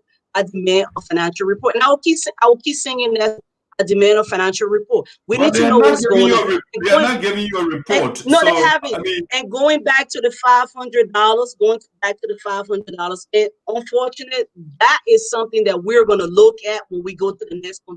Because if you tell someone you can take $500 without their approval, I mean, I come a little 500 here and there, here and there, here and there.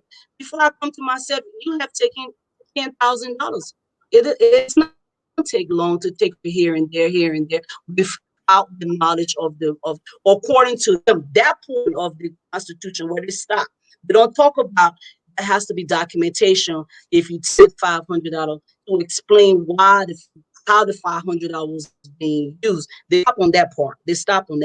So that's something that we will look at. The good thing is I'm happy the guys they put themselves on record for corruption, because we can admit this evidence in court and it will be used against them. Something is not within. We have a board member. That's why I said we have some very, very mature and very experienced people on the board. And I am so disappointed in the president that he did not take advantage of that. I did not have that opportunity. Okay. Mr. Obaku before him did not have that opportunity to have these experienced people on board. So when the next president is elected, I'm sure there are board members going to bring this issue up because it's already on the table. It is already on the table. So yeah, it is a good thing to put themselves on record.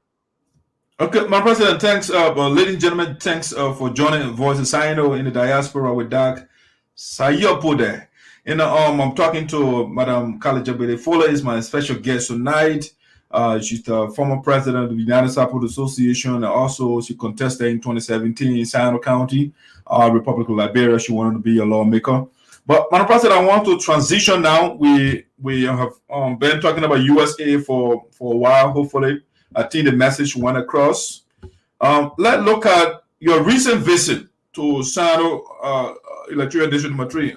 What about your visit that you want to tell us? Oh, so our district is very it's a very big place. It's really big, and it's I mean, you know, we're blessed. We have a lot of resources. It's just that unfortunately those resources are not being trickled down to the people. But that's not my discussion today. My discussion, you know, just going through the district. I use this trip to spend most of my time in the San Juan section of the district. You know, so I was in San Juan district around. That was my main focus. Trying to go both upper and lower San Juan.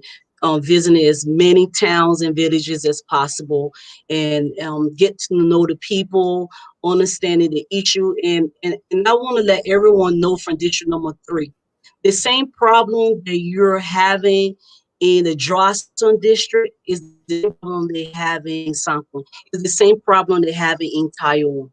Okay, so our problems are the same. We're facing the same issue. So no one should allow any to make us pull ourselves apart.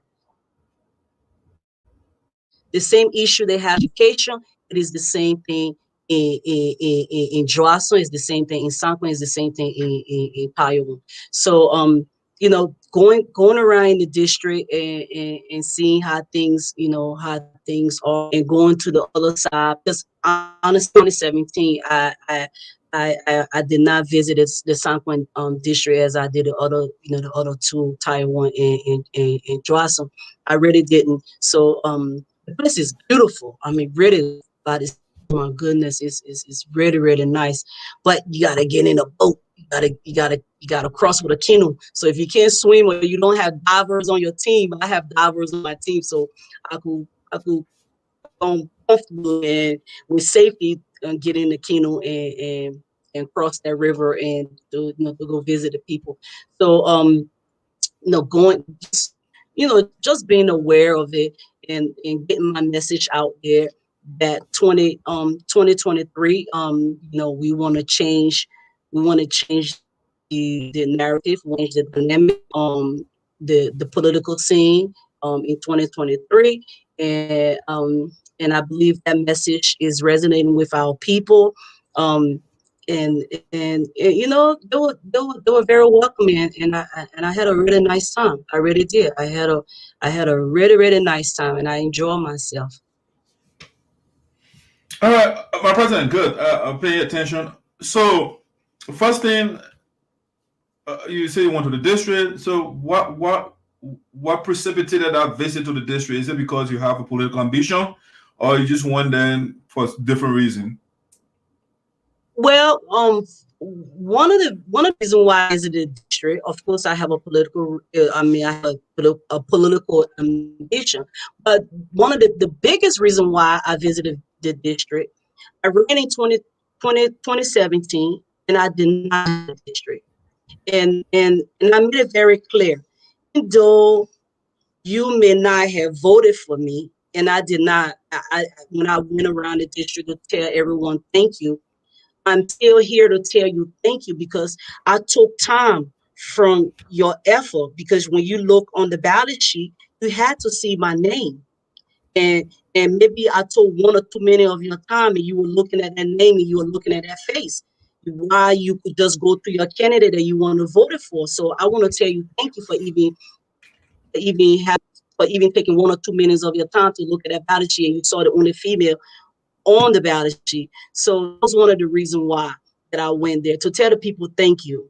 If it was even 1 minute or 2 minutes of your time, let them thank you, and to actually get to know the district. You cannot say that you want to represent an area and you only stay on side.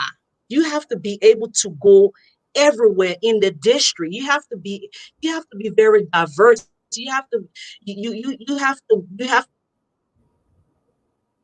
district as the same people, because this issue that we're having in the Johnson district is the same issue we're having in the San Juan district. So you cannot say you want to represent the district and you're afraid, or you do not want to go visit the auto section of the district.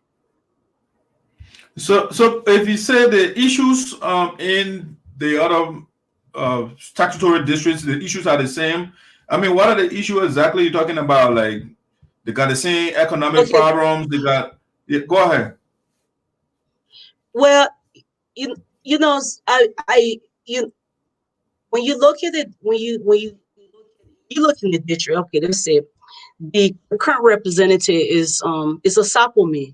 He's from the Sapo set.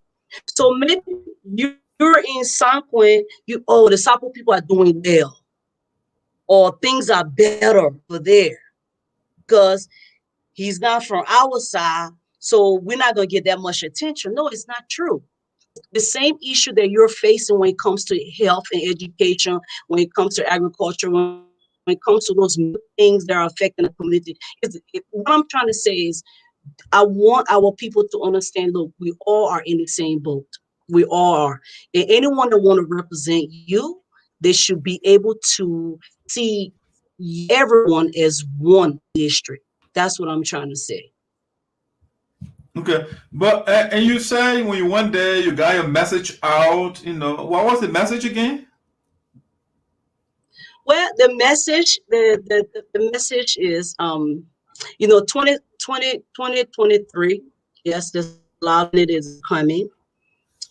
This round, our people tend to vote on sympathy. They tend to vote on. They have this guilt vote and a sympathy vote.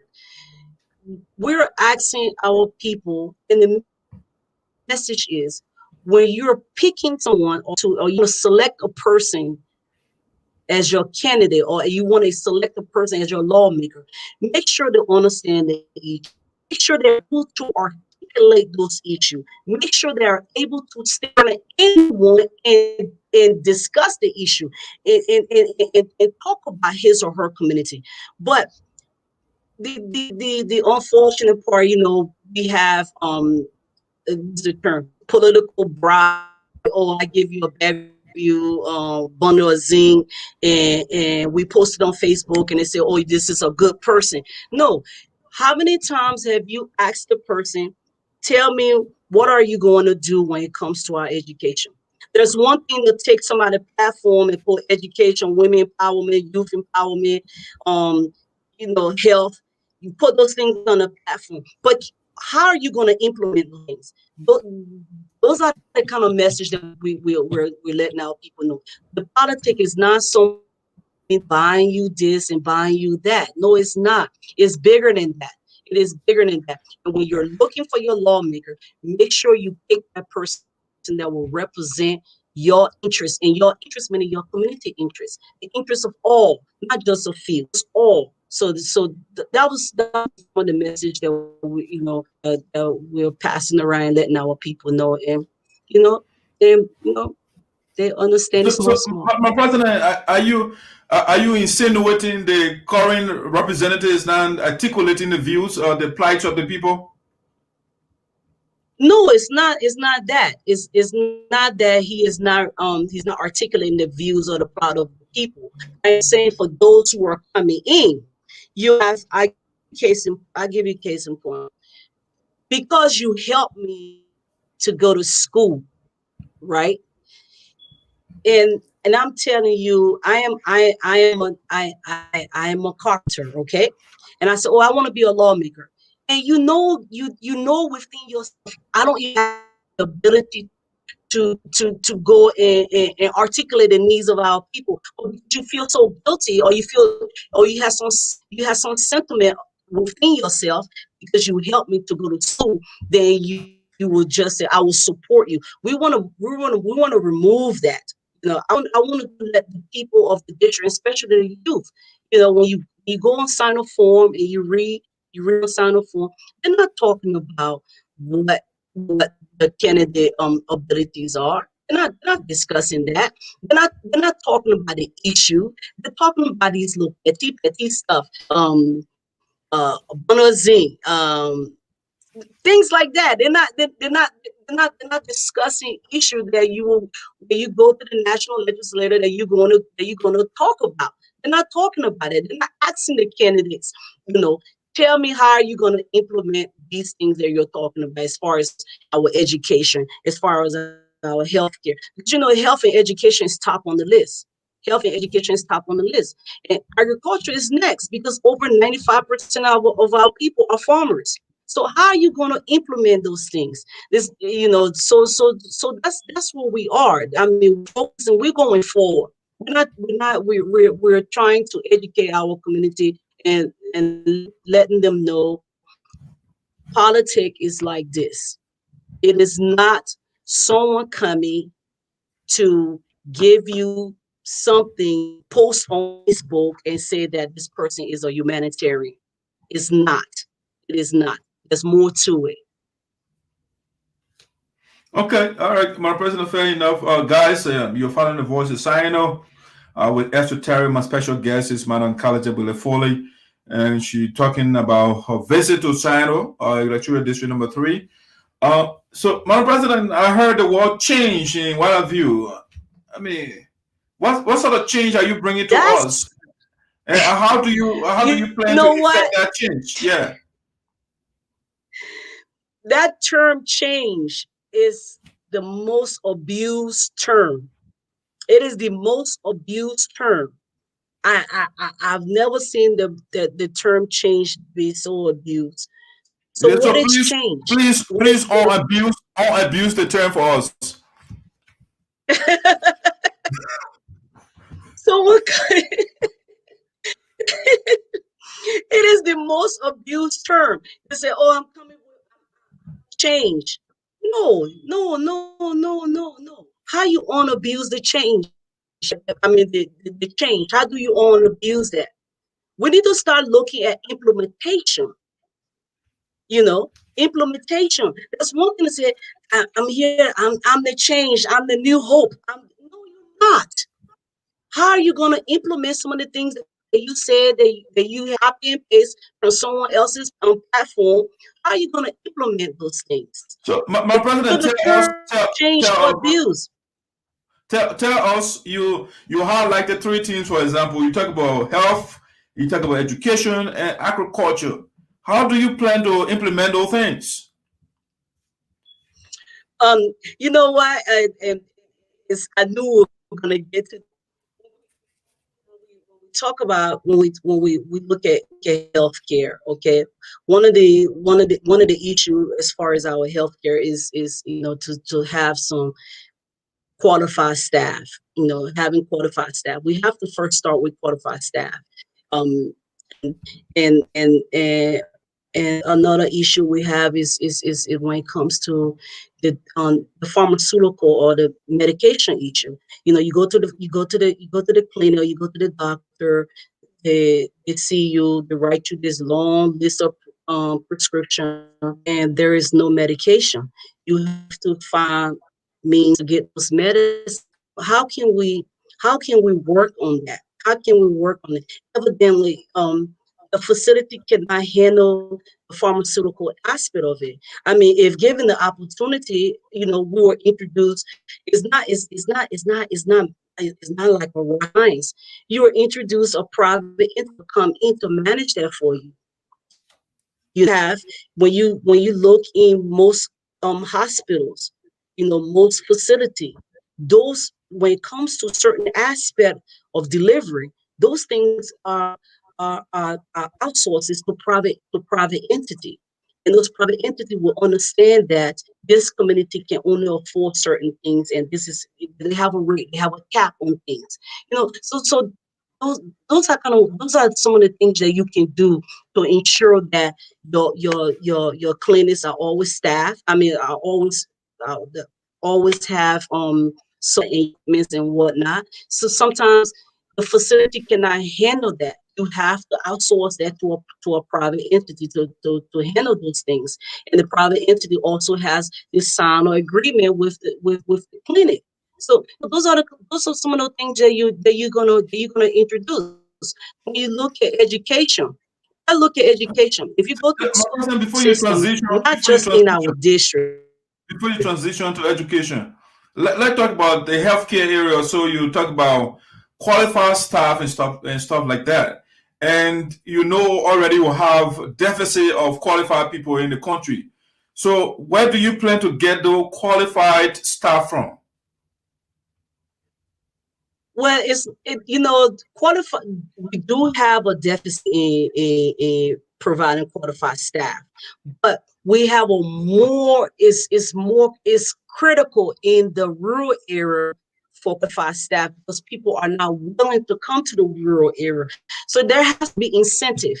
There has to be incentive. If you look here, there are incentives for doctors to practice in rural area. There are incentives for healthcare provider nurses to practice in rural area. There has to be incentives, and those incentives comes with the budget. So now you have to have a lawmaker that understands the budget. You have to have a lawmaker that will be able to advocate when that budget is given, that your county is represented. You have to have a lawmaker that understands those numbers. So a lot of those things are with the budget. But how can you start with the budget when you don't know the issue? You don't know how you're going to spend the money if the money is given to you. So that's how you get qualified staff. Yeah, but then I don't know. You have deficit, so you have shortage of staff already, and you're saying, okay, let's incentivize. I mean, I was asking, where do you get them from? Because there's shortage of staff already, especially in the medical area. So where are you getting them from? And besides that, right. The other part of the question is, you are talking about, okay, that give the incentive. Okay, the government is grappling with budgetary problems. So where are you getting the incentive from to give it to the people that are not even available in the first place? Well, you have to look at a community, and the community has to. The community. That's one of the reasons that is one of the reasons why I am so how you call it, passionate when it comes to the United Southwest Association. I'm going to give an example as far as the United Southwest Association. Government cannot do everything, right? You have to care for their people in Liberia. You have to be able to work with those people at the diaspora community. You have to be able to work within the diaspora community. Okay, I give you a case in point. We have a lot of childbearing females, and one of the cheapest of providing some service, providing care to the childbearing female is to provide vitamins. So if you have a program with your diaspora community, they depending on them 100%, or you are in partnership, you have to build partnership with people, and you asking them, we had childbearing female, and it will only cost you maybe $10 a month to ensure that this childbearing female get all her proper vitamins. With proper I guess partnership, whatnot, your diaspora community can come and help you too. Okay, the government cannot do it all. The government cannot do it all. We have companies within our district who are enjoying the resources of our people. They are enjoying that. You have to use every avenue of help, anywhere you can get it from. You have to be able to use those things. Government cannot do it all. I'm just giving an example of. I'm only giving an example when it comes to healthcare. When you look at qualified providers and stuff, we do not have enough in the country, and then we're going to ask for providers to come us in the rural, even though we do not have it. You know, there can be incentive of people to go to school, or giving people incentive who are interested in the healthcare. So there's lots of ways to do it, and we cannot depend on government, all the time. We as a community, we too can help. Even though people say, well, the people are poor. No, we're not poor. Okay, I don't like that term. We're not poor. We're not poor.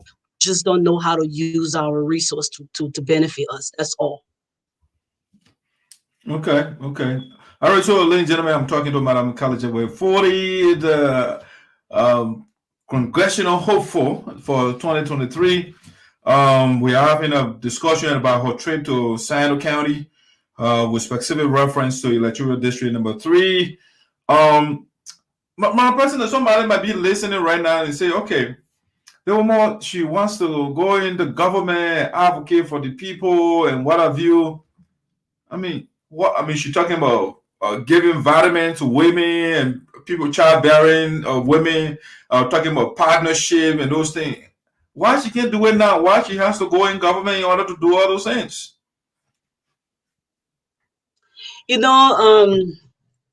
That's a very good question. And Liberians always say that. And when they know the truth, they will say those things. They know the truth. We're from a society, and I'm talking about Liberia as a whole. We're from a society, we're from a community where we have a fear of each other. We have this attitude that we do not want to celebrate each other. We have this mentality.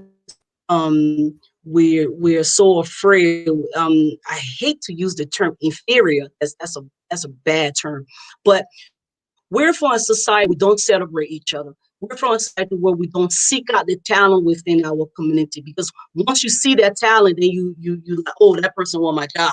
That person want to do this. We don't encourage our talent. That's where we're from. So unfortunate, in all certain changes in your community, you have to be part of the system. That's unfortunate. It is the truth. It is the truth. You have to be that. But in my situation, it's not that to make those changes, I have to be in government. No, it's not. I am still going to make those changes because I am much involved in our community, and God willing, before by the end of March, we'll finish the first phase of the project, and I will still be working in it. I have a talent. I have a talent. I'm a nurse. I've been a nurse for a very long time. I've been a nurse half of my life, so I know my field. I know my skill. So I'm not gonna just throw it away and just say I want to be a politician. No, I'm not. But we have to understand that we're from a society that does not celebrate people's talent. It's unfortunate. It is the truth. We do not celebrate people's talent. We find all the bad things that we can find on that person. That is the reason why. Okay, but my brother, you spoke of. You said the first phase of the project will be finished. I mean, what sort of project are we talking about here? Oh wow! When the time comes, I will let you know. You will be the first. Okay. It's I'm really excited. Project? No, it's not. It's not a secret. It's not a secret. Anybody can tell you. It's right in some town, and I had a walkthrough program prior to me coming, and invite the community. So we walk through the entire place so they can know exactly what we're trying to do, so they can know what we're doing. Encourage the community to take ownership of it, encourage the community to encourage me so I can do more. And so when the time comes, I will let you know. It's exciting. It's exciting, and I'm excited about it. You I'm are not excited. You are excited. I mean, Gallay excited too by walking us through. We can see it physically, but do it psychologically. Go walk us through a little bit. Oh, okay. So I am building a multi-purpose complex. Just as a mini shopping center. You know, we're our district. You know, I'm talking about the Drawson district. The district from I will start from. That's a platform because that's what the Drawson district start from. If you looking from coming from Morovia, coming from Greenville, so from platform all the way to I will take it as far as I won't go as far as Pinestown because they can go to Red Room and do business. But let's just say we stop from that point on, and then we have those other towns that are in between, and then you have the district now as a whole. You have Jacksonville coming to unification. Most of your business dealing, you have to go to Greenville. You have to do everything in Greenville. Almost. It is so painful for us to be that big and all the business is being done in Greenville. So one of the things that me and my team came up with that we're going to multi-purpose where retail we have on wholesale we have health, which is my area. So we want to provide as many services to our people as possible that they don't have to go to Greenville. That's it. We want to provide as many services to our people that they do not have to go to Greenville. That you go into Greenville to buy a bag of rice, you got to pay your way from Drawson to Greenville, 1,500 LD. You buy the rice for like 3,000, 3,500, or maybe 3,900. Then you have to pay for the bag of rice 500 and pay your transportation back. What time are you going to eat that rice? What time? By the time you finish spending all that money, it's not worth it. It is not worth it. So we're trying to bring some relief to the district. People ask me, I was like, look, I am not your bundle of zinc, bag of rice posted on Facebook politician. No, I'm not. I want to do something that will benefit our community, that will benefit everyone. I want to go this issue, and this is one of the things I will have my own campaign on. When people use the politics is interest, they use that term politics is the same way of change, but they just abuse it. They say politics is interest. They don't even understand the meaning of it. Politics is interest, but politics is a collective interest for all of us to benefit. Politics is not an interest just because you have a job, just because you got a roof over your head. No, politics is that collective interest where we all benefit. Politics is that collective interest. Even if I don't know the lawmaker, I am going to. That is one of the things we have to educate our young people. Stop using the term politics is interest. You do not know the definition, or you do not know the meaning, what is behind that term. It is a collective interest for all of us. So I want to do something that regardless, it doesn't matter. Everybody will benefit. You will have the opportunity to benefit. You don't have to know me. You don't have to be my family member. You don't have to be anything. Just benefit. Not I come, I buy and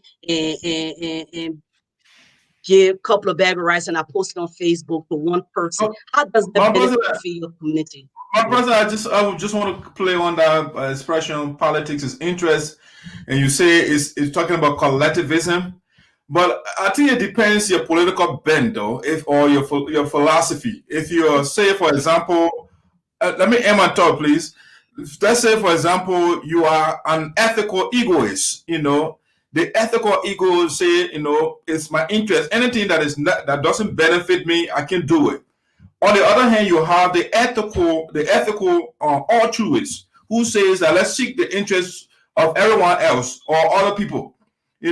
So it depends your political bent. If you're ethical ego or psychological, somebody who likes to seek your own interest, obviously politics interest for you. But if you're a collectivist, then okay, for everybody. So it depends what you believe. But that is in order for that to work in our community, right? We have to be okay. We're in the Western world. Okay, if I wanted a job to work for some lawmaker, and then I will do everything possible so I can to get the attention of that lawmaker and work on their campaign and do certain things and whatnot. But I am saying I want to change that mindset. That mindset does not work in our community, because if we keep using the term politics is interest, which it is interest, is absolutely interest, but we need to look at it as a collective interest. How are we going to develop as a community? How are we going to develop as a community if we continue to use this politics is interest or individual interest? So I'm just putting out my view of it, that I would like to educate, our community and look at it where we are right now. You cannot just think about yourself, because we know where we have it. We do not, okay, when you're selecting your lawmaker, are you going to advocate for your lawmaker? Are you going to go out and campaign for that lawmaker you want, right? Make sure that lawmaker is able to represent our people fully. Make sure that lawmaker is not on a man to be question. Make sure that lawmaker can represent you without fear or favor. Make sure that lawmaker is not just gonna just be there just to hold a position. That's what I'm trying to say. So I mean, we may have different viewpoint. That would be my point. I want to teach our young people, look, we have to look at each other as one. If politics is of interest, and I look at it from that point on. When you start thinking about yourself, it get dark. And the same way I don't have lights is the same way you don't have lights. Think of it like that. When the healthcare is. Okay, that's fair. Individualism versus collectivism. So it depends what you are telling you already. You are a collectivist, and see how it plays out. But my president, I want to go to the next point, next thing, so we can conclude. We've been on for a while. But before I go, I want to at least play on your project a little bit. The more that you are building for us in Sinoe. So how is it? Is it something that you'll be renting out to people, or you're going to give some of them, or let's say stores in the mall, or pro bono to people? How does it work? So I can start doing some preparation now.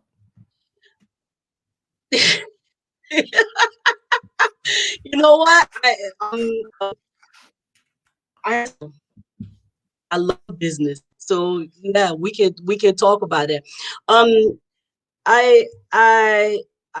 will be having a series of discussion with people and whatnot, be able to control everything there, at least for all the project that we want to do on the property.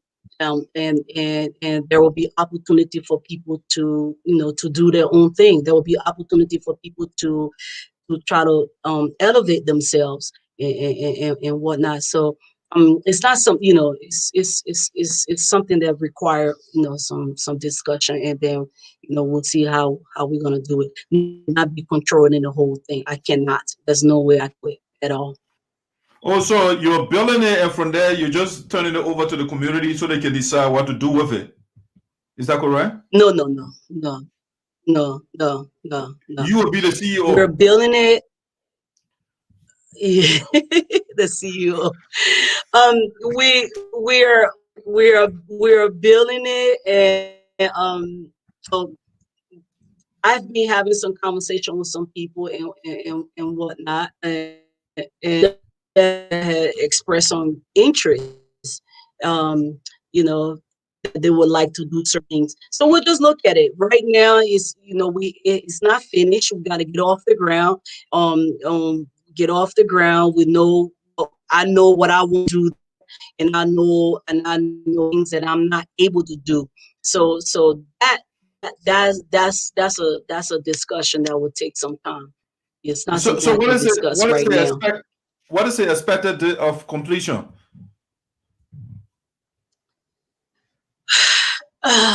It's hard to say. It's hard to say because, first of all, the road condition to the county is very bad. So you can't really depend. Nothing is set in stone over there. Going to Sinoe is not a piece of cake. Is not. You have to have so many plans within your plans if you want to go to Sinoe. Yeah, it's not. So I can't really. I cannot say that. I was told as of I think yesterday or today. It was raining. I mean, we're in February. It's still raining in Sinoe. Yeah, and when it rained one day, trust me, it's a done deal. So it's not something that I can really my finger on really. So estimatively, how many stores are we talking about in the mall?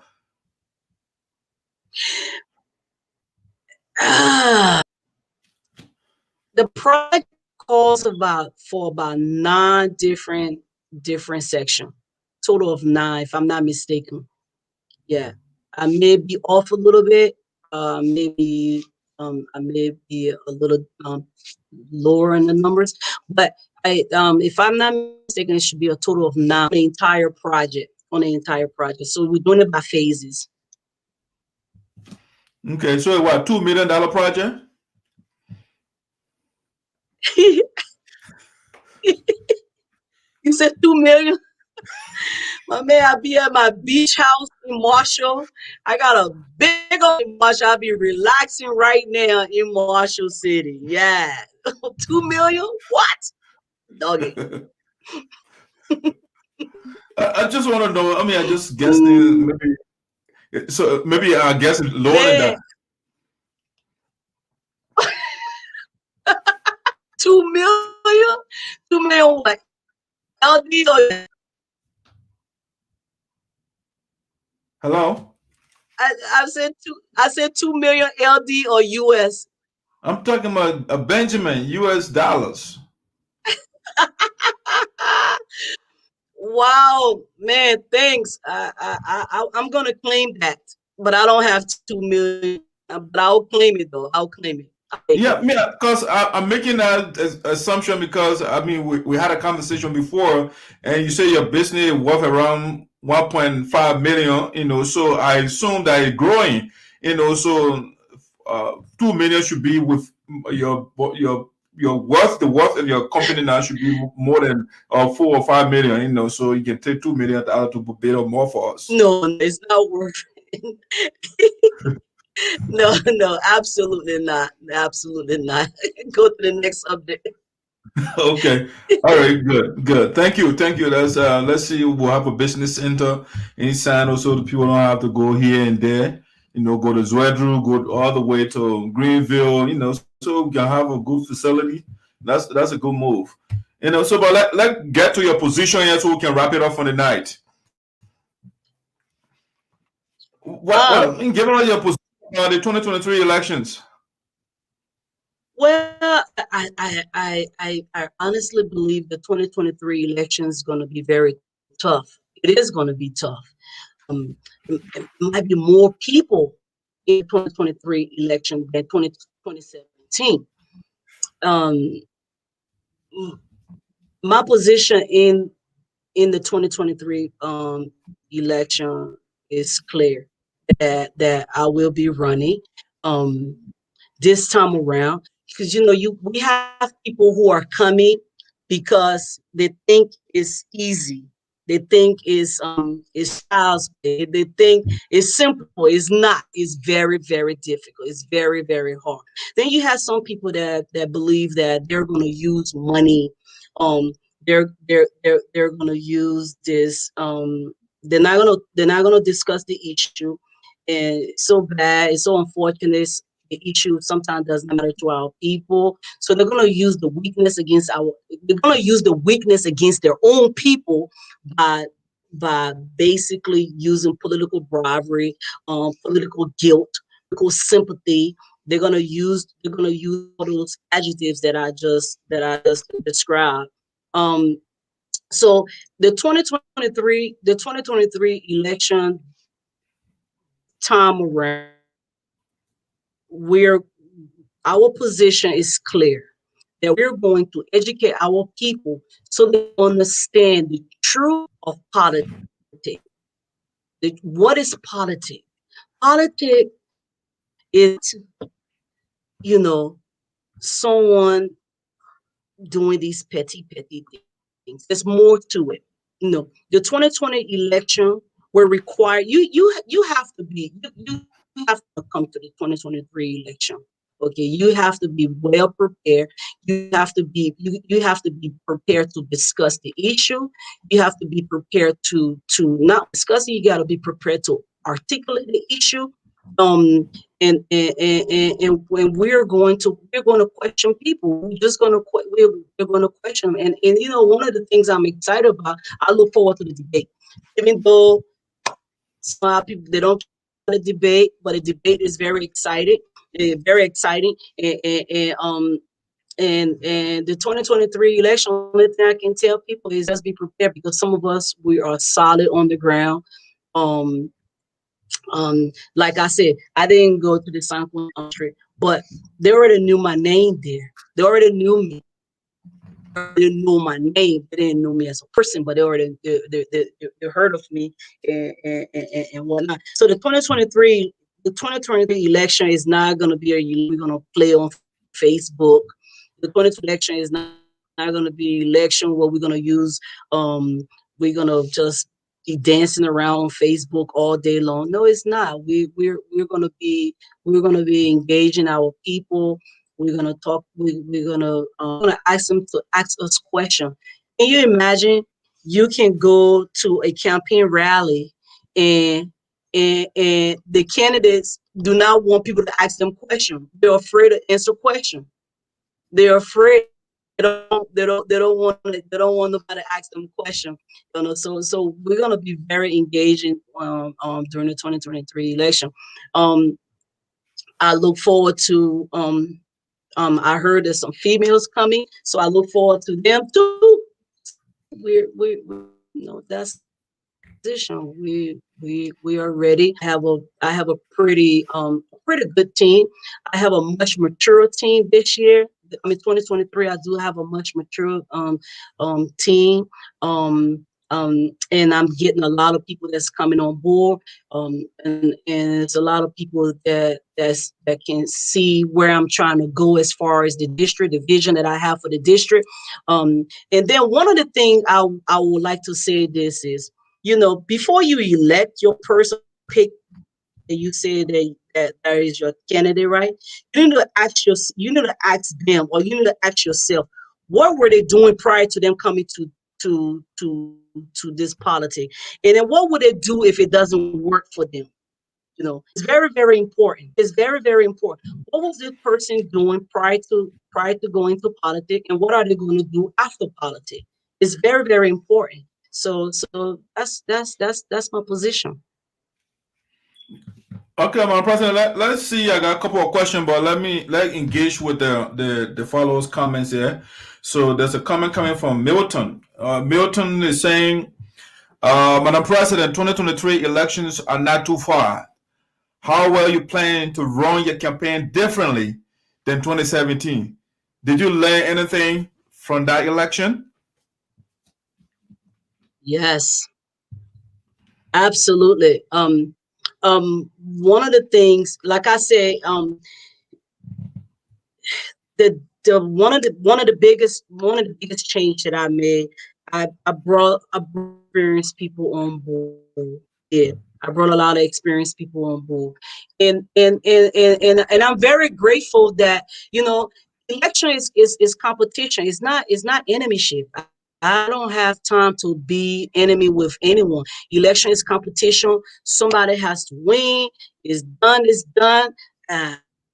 Life, you go back to your life, and then we'll do it again. So I was very grateful that during the 2017 election that I try to avoid a lot of issue, a lot of problems, because that's not, I don't do things like that. I'm a competitive. I'm a very, very competitive person. So 2023, bringing in those experienced people, those mature people that are going to guide me. Some of the mistakes we made in 2017, honestly, I did not understand it. I really don't understand the district. The district is very diverse.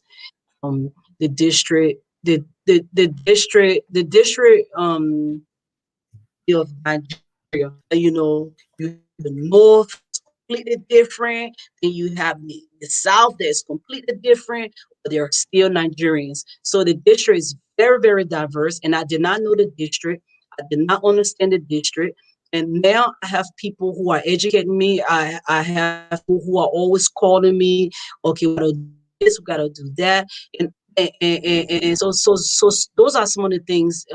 Those are some of the things that I have learned. One of the other things I learned, we have to understand over most of our people, they don't take kindly to people that they are sore loser, or they don't kindly to people who are not gracious in losing.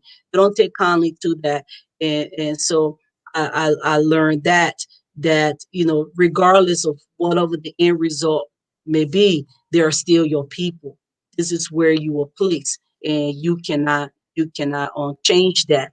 And regardless, they're still your people. So I think the biggest part is the people who are advising me right now. They're not my age group, so so I have a lot of mature people who are on the team. So I'm very grateful to that. Okay, excellent. All right, let me go to the next comment. I assume you had a lot of immature people before, and that's what led to your relegation. But let's see, Slebby. Oh, wait. What happened? You can't talk about my team like that. You can't.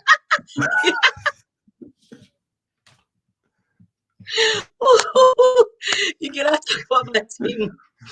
Okay.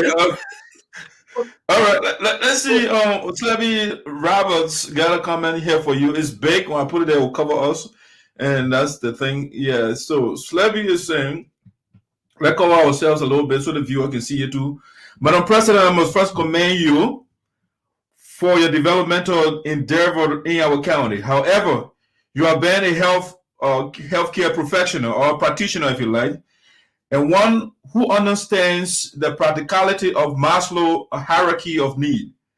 I know you are aware of how the healthcare sector of Liberia is beset with the lack of healthcare providers and decentralization. Why is your project not primarily healthcare? When you yourself mentioned in your speech several times how women healthcare is depleted. That's a very good. I mean, that is a very good and excellent question. Initially that was the plan. That is why it is very important to understand where you're going. It is important to understand where you are and where you're trying to go. The reason why it is not primary is not primarily healthcare, because of the fact that within I think 50 miles radius, you have to read the rules or the guidelines when they are licensing healthcare facility and whatnot. The United Methodist College or health facility not too far it's not too far. It's in the same location. Pre-existing, what, let's say 15 minutes, 20 minutes, they just build another facility there.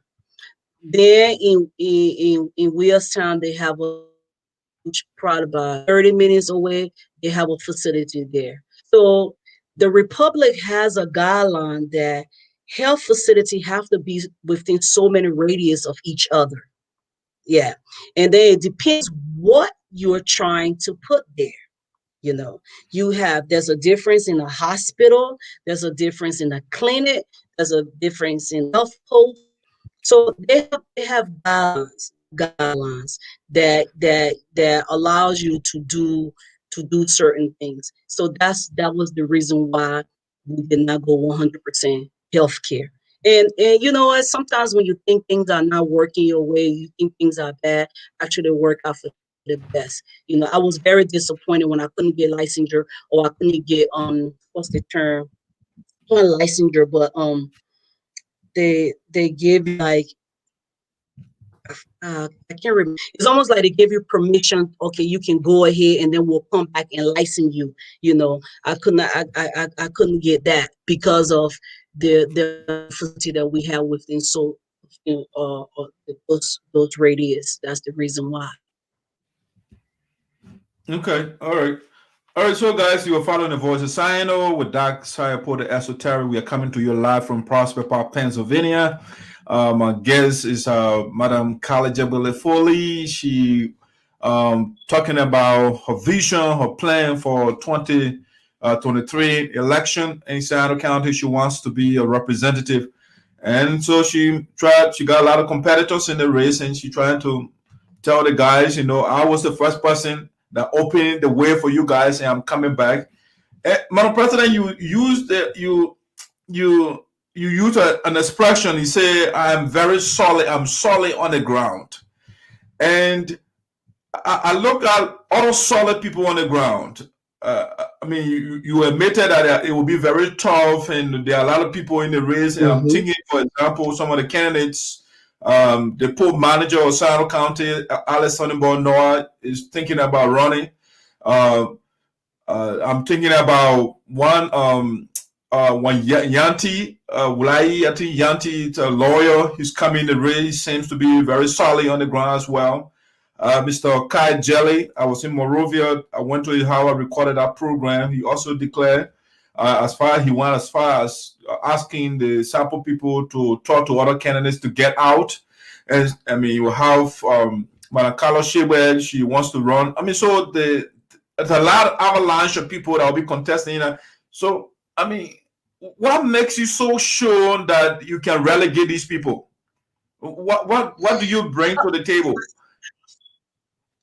I want to go back to did I hear you that someone was telling other candidates to get out of the race? Mr. Kai Jelly. I mean, did I hear you? Yeah, Mr. Kai Jelly made an appeal to the sample people. Yeah. Okay. All right. That's interesting. That's my first time hearing it. This first time. Pretty interesting. You know, like what they say in Liberia, you can try your luck. But when I make the issue that I said that I'm solid, of course I'm solid.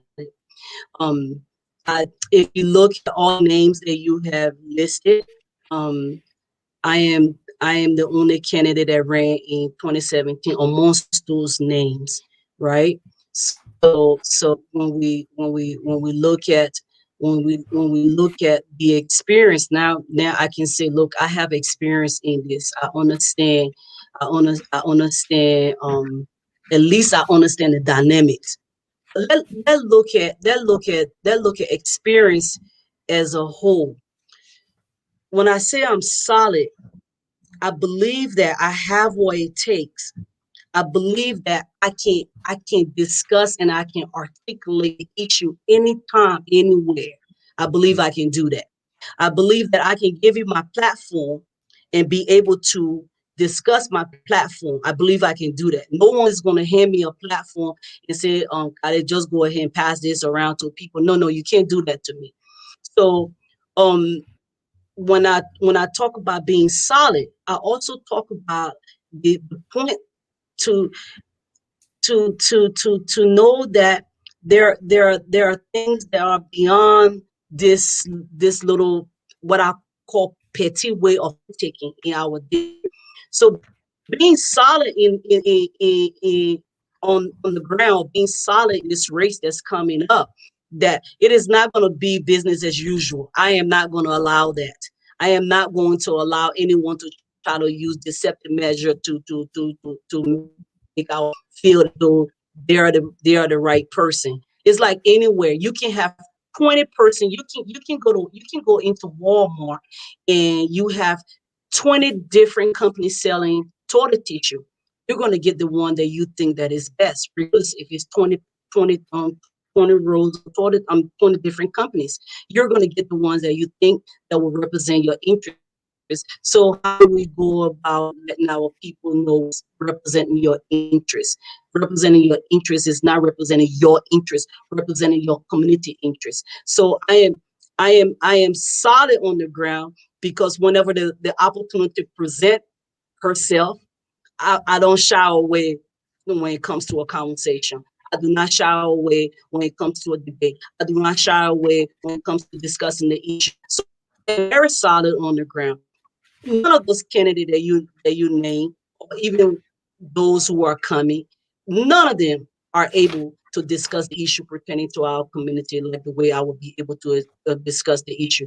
And some of them, they're product, they're 90 to 100%, not in the district, in Liberia. But I've been going to the district since 2005. I've been in and out of the district since 2005.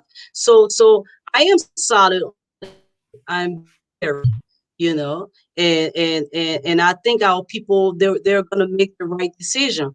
One of the things that is somewhat promising a little bit, a lot of people are gravitating towards female candidate, and now I have to send a message. It's not just any female; it has to be a qualified female.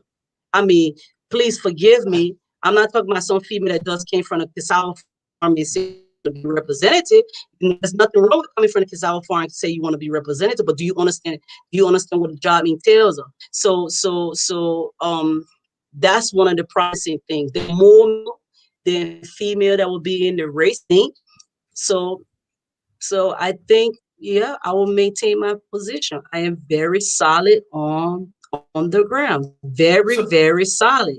Yes. So my brother, let's say, for example, let's look at experience. Let's take somebody like Kyle Jelly, for example. He currently works in government. I think he's an assistant minister somewhere. And you were criticized, for example. You said this lady is not the right person for you because she has no governmental experience. She's a neophyte when it comes to government. So take somebody like me who has practical experience. I know how government works. She doesn't know it. I mean, what would you say to him? Well, one of the things I said to him that yes, he works in the government, that he has worked in the government, but has he worked in the government as an independent person? Can he be independent? That's the big difference. You work in the government, but you have to be independent in your thought. You have to be independent in the way you make decisions. Is he able to do that? And the answer will be no. The answer will be absolutely no. And I think Mr. Kajeta ran in 2011, and after the 2011 election, I don't believe he ever went back to the district. Now he wants to be lawmaker, and we're gonna put that on the table. Yeah, you cannot say that I want to represent my people and then after you let back. Yeah, you cannot do that. So yeah, he may have some governmental experience, but do he have an independent governmental experience? And the answer is no. The answer is absolutely no. I believe I have an independent experience. It may not be government, but I have an independent experience when it comes to running my business. I have an independent experience when it even comes to being in my profession. You know, when it comes to that, because I have to have level of integrity. I have to carry a high level of trust because people's lives are in my hands. So being in the government is one thing, but are you independent when it comes to your decision making? Are you in the interest of the people, or are you trying to run now? But the last time you didn't return to the district since 2011, so now you want to go back, and it's another candidate that's in the race who did the same thing too. You know, after the election, he was absolutely nothing, and God bless him, he got a job. He miraculously just returned to the My district. president, You know, you talk so about those are, you spoke of independent decision. You know, you are independent in your thought, and a Congress yeah, or the House. Hold on a second, please. So the House of Representatives, for example, I mean, it's fine to have your independent thought, but it's a place where you have to lobby with people. You have to get people if you want to get something passed. For example, if you true. sponsor a bill. So if you have your independent thought, can that translate So to that's it. getting other people to buy your independent thought? You have the ability to convince the other guys to get on board? When I use the term independent, that the decision that you're going to make, okay, if the decision that you're going to make or the decision that you're going to vote on, that decision should be based on the interests of your community. That decision should not be based on whatever clique or whatever friend or whosoever helped you during the election, whosoever give you money that are part of the government. That's what I'm talking about. But my president, man, I So mean, they say politics. They say politics is reciprocity. So are you saying when somebody helps you or yes. helped you along the way, you shouldn't reciprocate? No, I'm not. Guess what? Because you helped me. And if you were my friend, you will never allow me to go against my people. Because you helped me, I don't need to go and ask you for permission to do what I need to do for my people. I don't need to. If I go against you, that doesn't mean I'm against you, but it's not a good deal for my people. That's what I'm talking about. But I want to go to the independent aspect. When we use the term independent, and it's unfortunate that we have to drop names and whatnot. I don't like doing that. Um, if the person said, "Oh, this lady have never been in government, and I've been in government, and whatnot." Okay, since you've been in government, let's see some of the things that you had done when you were in government. Put some of those things on the table. What have you done in government that had transcend to your people? What have you done in government that was a beneficiary not to your people directly, Drawson district or district number 3? But what have you done in government that we need to award you this position that you will do more? What have you done? So when somebody tell another person, "Oh, I've been in government," this person have not been in government, that's not going to hold water. It's not, and we're going to we're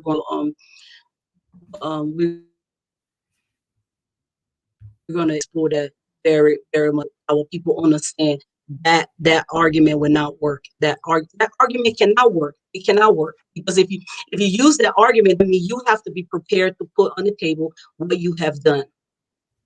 So, but Kamala is asking, we want to hear your position statement concerning 2023 general election. I don't know, maybe you answered that question already, but if you want to, that's what Kamala wants to know. Well, my position statement concerning 2023 was the same position statement I had in 2017, that I will be running in 2023. I believe that I am a strong candidate. I believe that I believe that I understand the issue pertaining to our people. I believe that I can I can represent, I can advocate with complete conviction and passion, you know, when it comes to the district. I don't need to look over my shoulder. The thing I want, I will make very clear. I don't need to look over my shoulder. I don't need to look over my shoulder. I don't need to go nobody to ask them for permission because they give me money during. I don't need to do that. I don't need to be. I don't need to do those things. I believe that when you elect someone like me, rest assured that I represent you. I represent no one else. And one of the things we have to start teaching our people that, look, you elect the person. The person is a servant to you. You're not a servant to that person. So I don't believe that my people have to worry making any kind of clandestine deal. I don't know. I don't think so. So I come across as a solid candidate.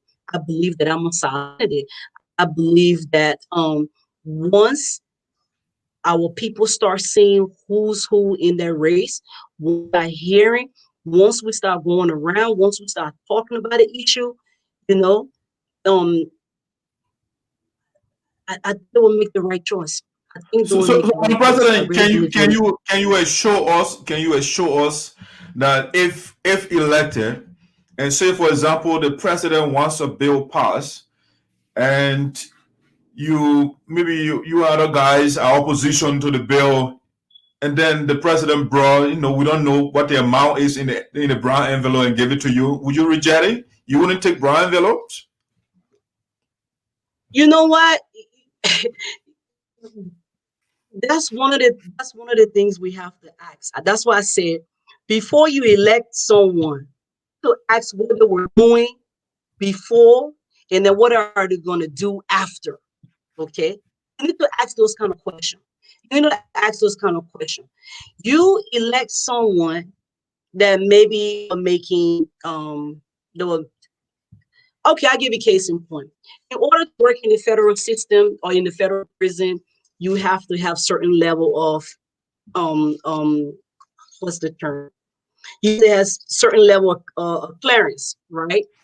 You can't work there if you have bad credit, because you may one of those rich, because in the federal system we have very rich people. So I mean, to give you $100,000 is just a drop in the bucket. It's no problem. So before our people decide that they want to bring somebody on that will not be influenced by the brown envelope, you need to ask yourself what this person was doing before and after. If this doesn't work out for this person, can it go back to where they came from, or can it do something else? So those brown envelope and accepting those brown envelope require you, the voters, to look at the person that you are trying to elect, to really look at that person. You're going to get someone that never owned a car, that never owned a house, that never owned certain things, and then you elect them. What do you expect for that person to do when the president comes with his or her brown envelope? They're going to accept it. They're going to accept those brown envelopes. So just to be clear, you are not going to accept brown envelopes in Congress if you were elected. Why would I be accepting brown envelopes? I have to ask myself that kind of question, because why would I take my ethics that I have learned as a nurse, right? Why would I go and change it around? Why would I do that? That's so one of the things. That's why. For the record, is that a no or yes? That is a no. But okay, I want to tell you something. That is why I'm saying it is very, very important to sometimes check behind the person. Okay, why would I accept a brown envelope for over 23, 24 years? I've been a nurse. Brown envelope is not part of my environment. I mean, it could be that when you go in parliament, if you go in parliament, the money you garnered or you saved when you're a nurse, I mean, the money going down, your account is getting depleted, so you have to replenish that money. You know, so when a Brian that comes your way, you are telling her you're not going to do it. That's good. Listen, you know, for if I was a brand new nurse and I did not have experience and I did not have the experience of working in an institution where we have to have a high of integrity, then I will be hesitant to answer that question. No, I will not be accepting any brown envelope. Why would I want the very first thing as a nurse before you do something? The first thing you think about is your license. It is your license. It's on every Madam President, this mind. area, you don't have a license. You don't have a license in the No, House of but you have Representatives. your integrity. You have your integrity. Because one of the things you want to do, it's almost like your parents send you to college and they tell you, I want you to do your best. And I want you to represent us because don't forget your name. Okay, when you go there, your name, a name. So you keep that in mind. You have to keep that in mind. To accept the brown envelope is something that is just eating the fabric of our community. Then you have to look at that person. Look, you never had, so to accept the brown envelope is very easy. So I think I have some conscience, and I don't know how much brown envelope they're going to give me. I don't make much money, but I think I make more than the lawmaker in Liberia right now. But I work for my money. Let me be honest. But you know how much brown envelope that you are willing to take to have your integrity to be questioned like that, to have your name just splatter all over the place that you corrupt and whatnot. You get this So, position within 1 month. You have a big house. let's do the next question here. We are not in the river right now, so we don't know the true temperature of it, and so we are just on the surface. When you get in there, we'll test that. Milton is asking, are you leaving any room for disappointment in case you lost the election? Yes, Mr. Shebe. You know what? Life, you have room. There has to be rooms for disappointment. You have to leave for disappointment. Anything you do in life, you have to have just in case it doesn't work out. So one of the just in case it doesn't work out, it was the same way in 2017. Just in case it didn't work out, I can go back to what I was doing and I still make money. So it's not all about the money. Just in case it doesn't work out, I can stay in the community and still providing services, you know, and I will still be okay. There will not lose anything, I will not lose anything. So just in case it doesn't work out, at least I have the opportunity to be in the community. And if everything work out, I will still be working as a nurse in the community. If everything work, I will still be a businesswoman in the community. So yes, there are rooms every day, every life, your everyday dealing. You always have to leave room for disappointment. All right, excellent, Madam President. You're doing great. This is what I'm just thinking out loud here. Somebody might be saying here, "Oh, this lady, she was in the district and now she's in the U.S. She's not fully committed. She's not fully in Liberia.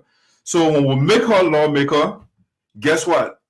Her loyalty will be divided. She will be loyal to America. She will be loyal to Liberia. So we don't want to, since a dual representative, somebody who is serving in a dual capacity.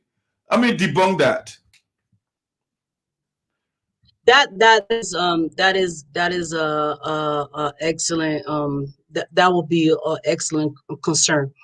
But how do you address things like that?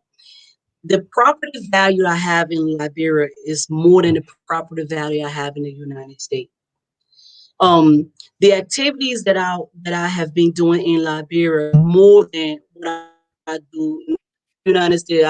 I work as a nurse, and I have a business partner that handle our business, and I just do all the electronic documentation via the computer, and I don't even need to be on the East Coast to do that. So to make that statement, yes, that means that is somewhat, but not 100%. I am in the district. I'm in the country very, very often. Just It's just this COVID-19 things and whatnot. So I am not. I will not use my position to say, oh, I will just come here. What good am I if I just sit right here instead of representing my people? I have made my mind up that I am there for the people. I want to represent the people. I want to work for the people. So no, it's not that I will be dual traveler. That's what I would call a dual traveler. No, I would not. I would not be a dual traveler, because the value of things that I have in the is more than the value of things that I have here in the United States. My daughter, my son is a grown man. He can handle himself. He's in college. But my daughter went to school. I mean, she goes to school, but she went to school in Liberia. She was in Liberia from the age of 2 years old until just recently. And she's 10 years old. So yeah, that would I don't think that would be an issue for me. I don't believe that would be an issue for me. All right, my president, Eric Gooding must come to an end. But before we let you go, yes. I want you to leave us with your vision. You talk about vision for Sinoe County. So summarize your vision for us, and so that as I go to bed tonight, that's why I will sleep with. The vision of Madam Gallay Jegbadai for Electoral District number 3 is SYZ. Exactly. So leave that on my mind, please. You know what I'll do when you go to bed and you think about the vision, that given given the opportunity, I will make our people proud. I will make our people proud to the point that what does it mean to be exposed and then come back to do the work of the people? What does it honestly mean to represent people, that you put your people first? What does it mean that we're going to change this narrative that's politics is a collective interest? And anything I put my hands in, it has to represent my community. And my primary job is for my community to see that I am working for them. Case in point, when you go to a little league, when my son was playing football, when you go to the football game and the children are playing, right? The more you clap for them, the harder they work. The more you encourage them, the harder they work. So when you go to bed tonight, you will know that if we give her the opportunity, she is going to make us proud. She is going to make us proud. Not proud in words. We're talking about tangibles, not to come and give you a bunch of rhetoric and give political rhetoric and whatnot. It's proud that we're going to utilize every resources that we have within our community, both in the Republic and outside, in the diaspora. We have to take advantage of that. We have lots of talented people that can help us, and we have to encourage them. We have to encourage them so they can come back to that community. We have to make it encouraging for our diaspora community, our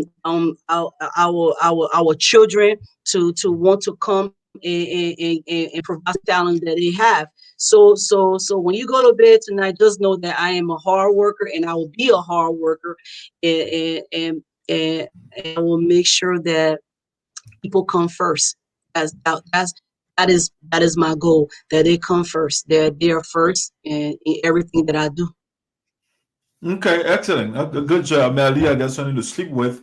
Even though my major field of study is philosophy, so I'm skeptical of collectivism, for example, because in collectivism they tend to be free riders, because it's a collective group of people doing things together, and so certain people, they relax, they look up to the ones that work hard. And that's my fear of collectivism that you're preaching. you know, I rather be a collective thinker than this individual person. That's because I find individual thinking is to be selfish. You know, I rather work with a collective community than being an individual. Because if I'm just like thinking about myself, right? I'm thinking about myself and about all the things I can get. But what about those infrastructure in our community? What about if I get sick and I go to the clinic? Same thing that you didn't receive is the same thing I'm not going to receive. Yes, they're not going to treat me different just because you go there, then medication would just pop up. No, it's not. The same way you went there, the medication wasn't there. It's the same way our medication wasn't. So I rather focus on being on a collective thinking collectively than thinking as an individual and just thinking about myself and seeing how I can get things for myself. All right, Manakaze was fair enough. Fair. I want to see good? How well you. Yeah, you did great, and see how well you could defend yourself. You did great, collectivist, and that's one thing I'm taking home as well. Ladies and gentlemen, we want to say thank you very much for following the show tonight. Madam President, I just want to give you a last time to, I mean, not at least for scoop or give our parting comments, and so we can call it a night. I just have a request. I think I don't really have any comments or anything like that. I just have a request. I will hope that you will invite more of those candidates who are trying to get in the race.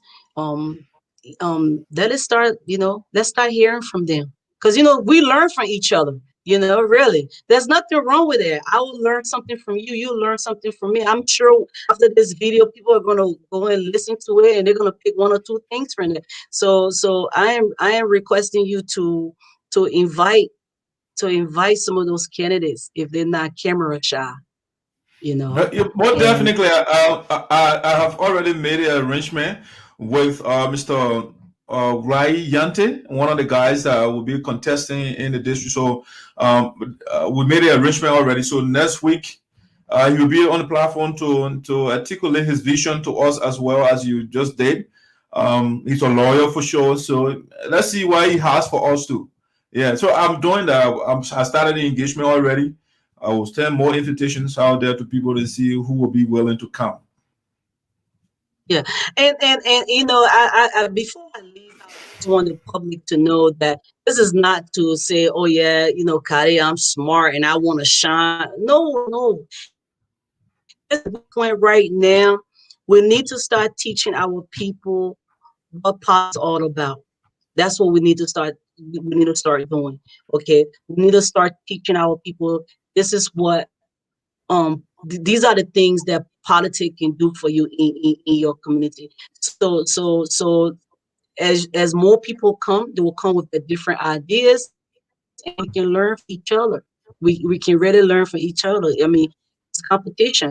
There's nothing wrong with that. So look forward to it. I'll be standing by to ask questions. Yeah, sure. He's my friend. So he's my friend. Okay. He don't mind. He's my friend. Yeah, he's my friend. I'll bring the poor manager. He likes the camera as well. Other people. I think I reached out to Madam Carla Shibwe before, but she didn't reply to my invitation. But we'll keep trying, and some of the names that we are hearing, we'll make sure and reach out to them as well. But I'd like to say thank you so much for taking up your time to come and talk to us, the people of Sinoe County. Who knows? The equation can change anytime. The politics, like as people say, is fluid. So it can change anytime. It's variable, So thank you and enjoy the rest of your night. Thank you. All right. So guys, that's Gallay Jegbadai, our former president, and she coming for 2023. She'll be with you again. All right. So let me get out of the studio. I think she's out. All right. So let me get this what I got for you here. So I'll play the crown music again, then we'll be out for the night. This crown music here. Dance and